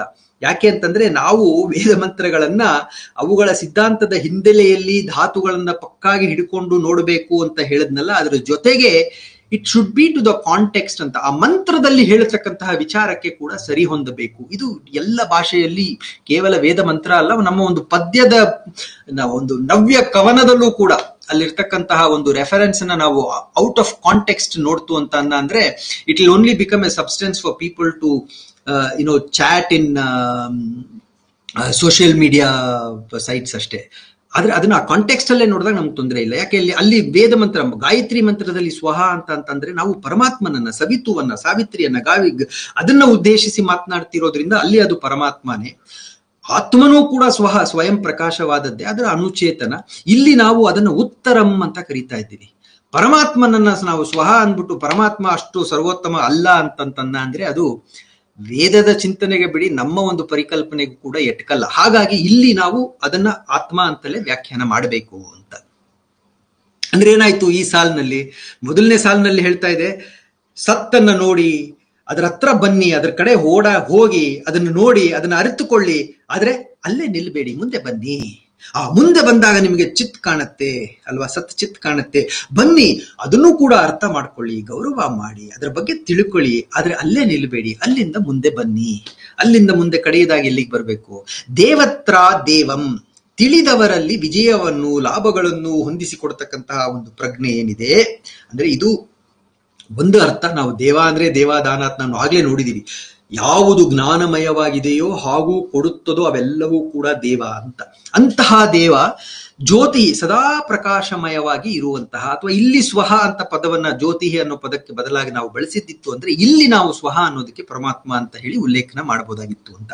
ಜ್ಯೋತಿ, ಸದಾ ಪ್ರಕಾಶವಾಗಿ ಇರುವಂತಹ ಆ ದೇವತ್ರ ದೇವಂ, ಉತ್ತಮಂ, ಸರ್ವೋತ್ತಮವಾದಂತಹ, the best in the world, the best in the universe, ಸರ್ವೋತ್ತಮವಾದಂತಹ ಸೂರ್ಯಂ, ಇಲ್ಲಿ ಬರುತ್ತೆ ಸೂರ್ಯಂ ಅಂತ. ಸೂರ್ಯಂ ಅಂತಂದ ಅಂದ್ರೆ ಧಾತು ಏನು? ಆದಿಭೌತಿಕವಾಗಿ ಸೂರ್ಯಂ ಅಂತಂದ ಅಂದ್ರೆ ಸೂರ್ಯ, ದ ಸನ್ ಗಾಡ್ ಅಂತ ಹೇಳಿ ಪರಿಕಲ್ಪಿಸಿಕೊಂಡು ಈ ಮಂತ್ರವನ್ನ ಸೂರ್ಯನನ್ನ ಮುಂದಿಟ್ಟುಕೊಂಡು ವ್ಯಾಖ್ಯಾನ ಮಾಡಬಹುದು. ಆದ್ರೆ ನಾವು ಧಾತುಗಳನ್ನ ಹಿಡ್ಕೊಂಡು ಹೋಗೋದ್ರಿಂದ ಇಲ್ಲಿ ಸೂರ್ಯ ಅನ್ನೋದಕ್ಕಿಂತ ಸೂರ್ಯವನ್ನ ಇನ್ನೊಂದು ತತ್ವಕ್ಕೆ, ಅದಕ್ಕಿಂತ ಉತ್ತಮವಾದಂತಹ, ಎತ್ತರವಾದಂತಹ, ಶ್ರೇಷ್ಠವಾದಂತಹ ತತ್ವಕ್ಕೆ ನಾವು ಸಮೀಕರಿಸಿಕೊಂಡು ಅರ್ಥವನ್ನು ಹುಡುಕುವ ಒಂದು ಪ್ರಯತ್ನವನ್ನ ಮಾಡ್ತಾ ಇದ್ದೀವಿ ಅಂತ. ಸೂರ್ಯಂ ಅಂದ್ರೆ ಸೃ ಗಥೌ ಅಂತ ಧಾತು. ಯಾವುದು ನಮ್ಮನ್ನು ನಿರಂತರವಾಗಿ ಗತೌ ಚಾಲನೆಯಲ್ಲಿ ಇಡುತ್ತದೋ, ಯಾವುದು ಅನುಸರಿಸಲು ಯೋಗ್ಯವಾಗಿದೆಯೋ, ಯಾವುದರ ಹಿಂದೆ ನಾವು ಹೋಗುವುದಕ್ಕೆ ಅದು ಯೋಗ್ಯವಾಗಿದೆಯೋ. ಅರ್ಥಯಾಚನ ಓಂ ಅನ್ನೋ ಪದದಲ್ಲಿ ನೋಡಿದ್ವಿ ನಾವು. ಅದೇ ಅರ್ಥವನ್ನ ಇಲ್ಲಿ ನಾವು ಸೂರ್ಯ ಅನ್ನೋದಕ್ಕೆ ತಂದುಕೊಂಡಾಗ ಅದು ಒಂದು ಅರ್ಥದಲ್ಲಿ ಸೂರ್ಯ ಆಗತ್ತೆ. ಆದರೆ ಸೂರ್ಯನಿಗೂ ಸೂರ್ಯನಾದಂತಹ ಪರಮಾತ್ಮ ಅಂತ. ಯಾಕೆ ಇಲ್ಲಿ ಸ್ವಹ ಅನ್ನೋ ಒಂದು ಪದ ಕೂಡ ಬಂದಿದೆ, ಜ್ಯೋತಿಹಿ ಅನ್ನತಕ್ಕಂತಹ ಪದ ಬಂದಿದೆ. ಇವೆಲ್ಲವೂ ಕೂಡ ತನ್ನಷ್ಟಕ್ಕೆ ತಾನು ಬೆಳಗುತ್ತಾ ಇನ್ನೊಂದು ಕೂಡ ಬೆರಗೋದು. ಇನ್ನೊಂದು ಅಂತಂದ್ರೆ ಸೂರ್ಯ ಎಷ್ಟು ಬೆಳಗಾನು ಅಲ್ವಾ? ಭೂಮಿಯನ್ನೇ ಪೂರ್ತಿ ಬೆಳಗ್ಲಿಕ್ಕಾಗಲ್ಲ. ಅರ್ಧ ಭೂಮಿ, ತನ್ನನ್ನ ನೋಡ್ತಾ ಇರತಕ್ಕಂತಹ ಅರ್ಧ ಭೂಮಿಯನ್ನ ಮಾತ್ರ ಬೆಳಗೋದು. ಆದ್ರೆ ಇಡೀ ಬ್ರಹ್ಮಾಂಡವನ್ನ ಬೆಳಗುತ್ತಾ ಇರತಕ್ಕಂತಹ ಒಂದು ಪರಮಾತ್ಮ ಏನಿದ್ದಾನೆ, ವಯಂ ಅಗನ್ಮ, ಅಲ್ಲಿಗೆ ನಾವು ಹೋಗೋಣ, ಅಲ್ಲಿ ನಾವು ಅರಿಯೋಣ, ಅಲ್ಲಿಂದ ಅರಿತು ಮುಂದೆ ಹೋಗೋಣ. ಇಲ್ಲ ಇಲ್ಲ, ಅದು ಕಡೆಯದು ಫೈನಲ್ ಸ್ಟಾಪ್. ಅದು ಅಲ್ಲಿಗೆ ಬಂದ ಮೇಲೆ ಇನ್ನು ಮುಂದೆ ಹೋಗೋದೇನಿಲ್ಲ. ಅರಿತು ಅರಿತು ಅರಿತು ಧನ್ಯರಾಗೋಣ. ಇದು ಅಂತಂದ್ರೆ ಏನು ಎಕ್ಸ್ಪ್ಲನೇಷನ್ ಇದ್ರದ್ದು? ತಮದಿಂದ ರಜತ್ ಕಡೆಗೆ, ರಜದಿಂದ ಸತ್ವದ ಕಡೆಗೆ ಅಲ್ವಾ? ಈ ಮೂರನ್ನೂ ಕೂಡ ನಾವು ಪರಮಾತ್ಮ ತತ್ವಕ್ಕೆ ಸಮೀಕರಿಸಿ ಪರಮಾತ್ಮವನ್ನು ಸೇರುವ ಆ ಒಂದು ನಡಿಗೆ ಏನಿದೆ ಅದನ್ನ ನಾವು ವೇದಗಳಲ್ಲಿ ಸಾರ್ಥಕ ಬದುಕು ಅಂತ ಕರಿತೀವಿ ಅಂತ. ಸತ್ನಿಂದ ಸತ್ ಚಿತ್ ಕಡೆಗೆ, ಸತ್ ಚಿತ್ನಿಂದ ಸಚ್ಚಿದಾನಂದನ ಕಡೆಗೆ, ಅಥವಾ ಜಡದಿಂದ ಆತ್ಮನೆಡೆಗೆ, ಆತ್ಮನಿಂದ ಪರಮಾತ್ಮನ ಕಡೆಗೆ, ಇವೆಲ್ಲವನ್ನೂ ಕೂಡ ನಾವು ಒಂದು ಅರ್ಥವಾಗುವಂತಹ ಒಂದು ಭಾಷೆಯಲ್ಲಿ ಹೇಳೋದಾಯ್ತು ಅಂದ್ರೆ ಜಗತ್ತಿನಿಂದ ಅಣುಚೇತನದ ಕಡೆಗೆ, ಅಣುಚೇತನದಿಂದ ವಿಶ್ವಚೇತನದ ಕಡೆಗೆ ಹೋಗೋ ಒಂದು ಪ್ರಯಾಣ ಏನಿದೆ ಇದು ಸಾರ್ಥಕ ಬದುಕು ಅಂತ ವೇದ ನಮಗೆ ಹೇಳುತ್ತೆ. ನಾವು ಉತ್ತನ್ನು ಅರಿತು ದಾಟಬೇಕು, ಅಲ್ಲೇ ನಿಲ್ಲಬಾರ್ದು. ಉತ್ತರಮ್ಮನ್ನು ಅರಿತು ಮತ್ತೆ ದಾಟ್ಕೊಂಡು ಹೋಗಬೇಕು. ಉತ್ತಮಂ ಕಡೆಗೆ ಬಂದು ನಾವು ಅಲ್ಲಿ ನೆಲೆಗೊಳ್ಳಬೇಕು ಅಂತ. ಅದು ನಮಗೆ ಬಹಳ ಮುಖ್ಯವಾದಂತಹ ವೇದ ನಮಗೆ ತಿಳಿಸತಕ್ಕಂತಹ ಸಾರ್ಥಕ ಬದುಕು ಅಂತ. ಸಾರ್ಥಕ ಬದುಕಿಗೆ ಷೋಡಶ ಸಂಸ್ಕಾರಗಳು ಅಂತ ನಾವು ಹೇಳಿದಾಗ, ಸಾರ್ಥಕ ಬದುಕಿಗೆ ಅನೇಕ ವಿಭಿನ್ನವಾದಂತಹ ಚಿಂತನೆಗಳಿದೆ. ಒಬ್ಬೊಬ್ಬರನ್ನ ಕೇಳಿದ್ರು ಒಂದೊಂದು ಹೇಳ್ತಾರೆ. ಆದ್ರೆ ವೇದ ಏನ್ ಹೇಳುತ್ತೆ? ವೇದ ಸಾರ್ಥಕ ಬದುಕನ್ನ ಈ ಒಂದು ಅದ್ಭುತವಾದಂತಹ ವೇದ ಮಂತ್ರದಲ್ಲಿ ಅದು ನಮಗೆ ತಿಳಿಸ್ತಾ ಇದೆ. ಯಾವ ಒಂದು ಪಯಣದಲ್ಲಿ ನಾವು ಉತ್ ಇಂದ ಉತ್ತರಂ ಕಡೆಗೆ, ಉತ್ತರಂ ಕಡೆಯಿಂದ ಉತ್ತಮಂ ಕಡೆಗೆ, ಪರಮಾತ್ಮನ ಕಡೆಯಲ್ಲಿ ನಾವು ದೃಢವಾದಂತಹ ಹೆಜ್ಜೆಗಳನ್ನ ಹಿಡ್ತಾ ಸಾಕ್ತಾ ಸಾಕ್ತಾ ಬರ್ತೀವೋ ಅದು ಸಾರ್ಥಕ ಬದುಕು. ಎಲ್ಲೋ ಒಂದ್ ಕಡೆ ನಾವು ಸತ್ತನ್ನ ಅರ್ಥ ಮಾಡ್ಕೊಂಡ್ವಿ ಅಂತ ಸತ್ತಲ್ಲೇ ಮುಳುಗೋಗ್ಬಿಡ್ತು ಅಂತ ಅಂದ್ರೆ, ಮೆಟೀರಿಯಲಿಸ್ಟಿಕ್ ವರ್ಲ್ಡ್ ಅಲ್ಲೇ ಮುಳುಗೋಗ್ಬಿಡ್ತು ಅಂತ ಅಂದ್ರೆ ನನಗೆ ಹಣ ಮಾಡೋದೇ ಸಾರ್ಥಕತೆ, ಹೌದಪ್ಪ ಒಳ್ಳೆ ರೀತಿಲೇ ಹಣ ಮಾಡ್ತಿದ್ದೀನಿ ಆದ್ರೆ ಹಣ ಮಾಡೋದೇ ನನ್ನ ಸಾರ್ಥಕತೆ ಅಂತ ಅನ್ಕೊಂಡು ಅಲ್ಲೇ ನಿಂತು ಬಿಟ್ಟ ಅಂದ್ರೆ ವೇದಗಳ ವಿಚಾರದಲ್ಲಿ ಸಾರ್ಥಕ ಬದುಕಲ್ಲ. ಹಣ ಮಾಡು, ವೇದ ಹಣ ಮಾಡುವಂತೆ ಮಾಡಬೇಡ ಅಂತ ವೇದಾಂತಿಗಳ ಹಾಗೆ ಹೇಳೋದೇ ಇಲ್ಲ, ಬೇರೆ ಇದ್ರಲ್ಲಿ ಹೇಳೋದೇ ಇಲ್ಲ. ಹಣ ಮಾಡು ಅಂತಾನೆ ವೇದ ಹೇಳುತ್ತೆ. ಮಾಡು, ಆದ್ರೆ ಅಲ್ಲೇ ನಿಲ್ಬೇಡ. ಬಾ, ಚಿತ್ತನ್ನು ಕೂಡ ಸ್ವಲ್ಪ ಅರ್ಥ ಮಾಡ್ಕೋ, ಧ್ಯಾನದಲ್ಲಿ ಕೂರು, ಸ್ವಲ್ಪ ಚಿತ್ತನ್ನು ಕೂಡ ಅರ್ಥ ಮಾಡ್ಕೋ. ಚಿತ್ತನ ಅರ್ಥ ಮಾಡ್ಕೊಂಡ್ಮೇಲೆ ಅದರ boss, the boss of the universe ಪರಮಾತ್ಮ, ಅವನನ್ನು ಕೂಡ ಅರ್ಥ ಮಾಡ್ಕೊಳ್ತಕ್ಕಂತಹ ಒಂದು ಸತ್ಪಥದಲ್ಲಿ ಹೆಜ್ಜೆ ಹಾಕು. ಇದೇ ಸಾರ್ಥಕ ಬದುಕು ಅಂತ ವೇದ ಹೇಳುತ್ತೆ. ಇದನ್ನ ನಾವು ಮುಂದಿಟ್ಟುಕೊಂಡು ಇನ್ನೂ ಒಂದಷ್ಟು ಪೀಠಿಕೆಯ ರೂಪದಲ್ಲಿ ಹಂಚಿಕೊಳ್ಳಬೇಕಾದಂತಹ ಒಂದೆರಡು ವಿಷಯಗಳಿದ್ದು ಅವೆಲ್ಲವನ್ನು ಕೂಡ ಮುಂದಿನ ಉಪನ್ಯಾಸದಲ್ಲಿ ಹಂಚಿಕೊಳ್ತಾ ಷೋಡಶ ಸಂಸ್ಕಾರಗಳಿಗೆ ಬರೋಣ. ಈ ಷೋಡಶ ಸಂಸ್ಕಾರಗಳು 16 ಸಂಸ್ಕಾರಗಳು ನಮ್ಮ ಬದುಕಿನ ಉದ್ದಕ್ಕೂ ಕೂಡ ಆಯಾ ಸೂಕ್ತವಾದಂತಹ ಸಮಂಜಸವಾದಂತಹ ಹಂತದಲ್ಲಿ ವೇದ ನಮಗೆ ಕೊಟ್ಟಿದೆ. These are all prescribed by Vedas as a conduit to educate ourselves, as a conduit to enlighten ourselves ಅಂತ ಹೇಳ್ತಾ, ಅಂತಹ ಒಂದು ಷೋಡಶ ಸಂಸ್ಕಾರಗಳನ್ನ ಮುಂದಿನ ಉಪನ್ಯಾಸದಿಂದ ತೆಗೆದುಕೊಳ್ತಾ ಅಂತ ಹೇಳ್ತಾ, ಇವತ್ತು ಆಗ್ಲೇ 1 ಗಂಟೆ ಆಗ್ತಾ ಬಂತು. ಹಾಗಾಗಿ ನಾನು ನನ್ನ ಉಪನ್ಯಾಸವನ್ನ ಇಲ್ಲಿಗೆ ಮೊಟಕುಗೊಳಿಸಿ ವಿರಮಿಸ್ತಾ ಇದ್ದೇನೆ.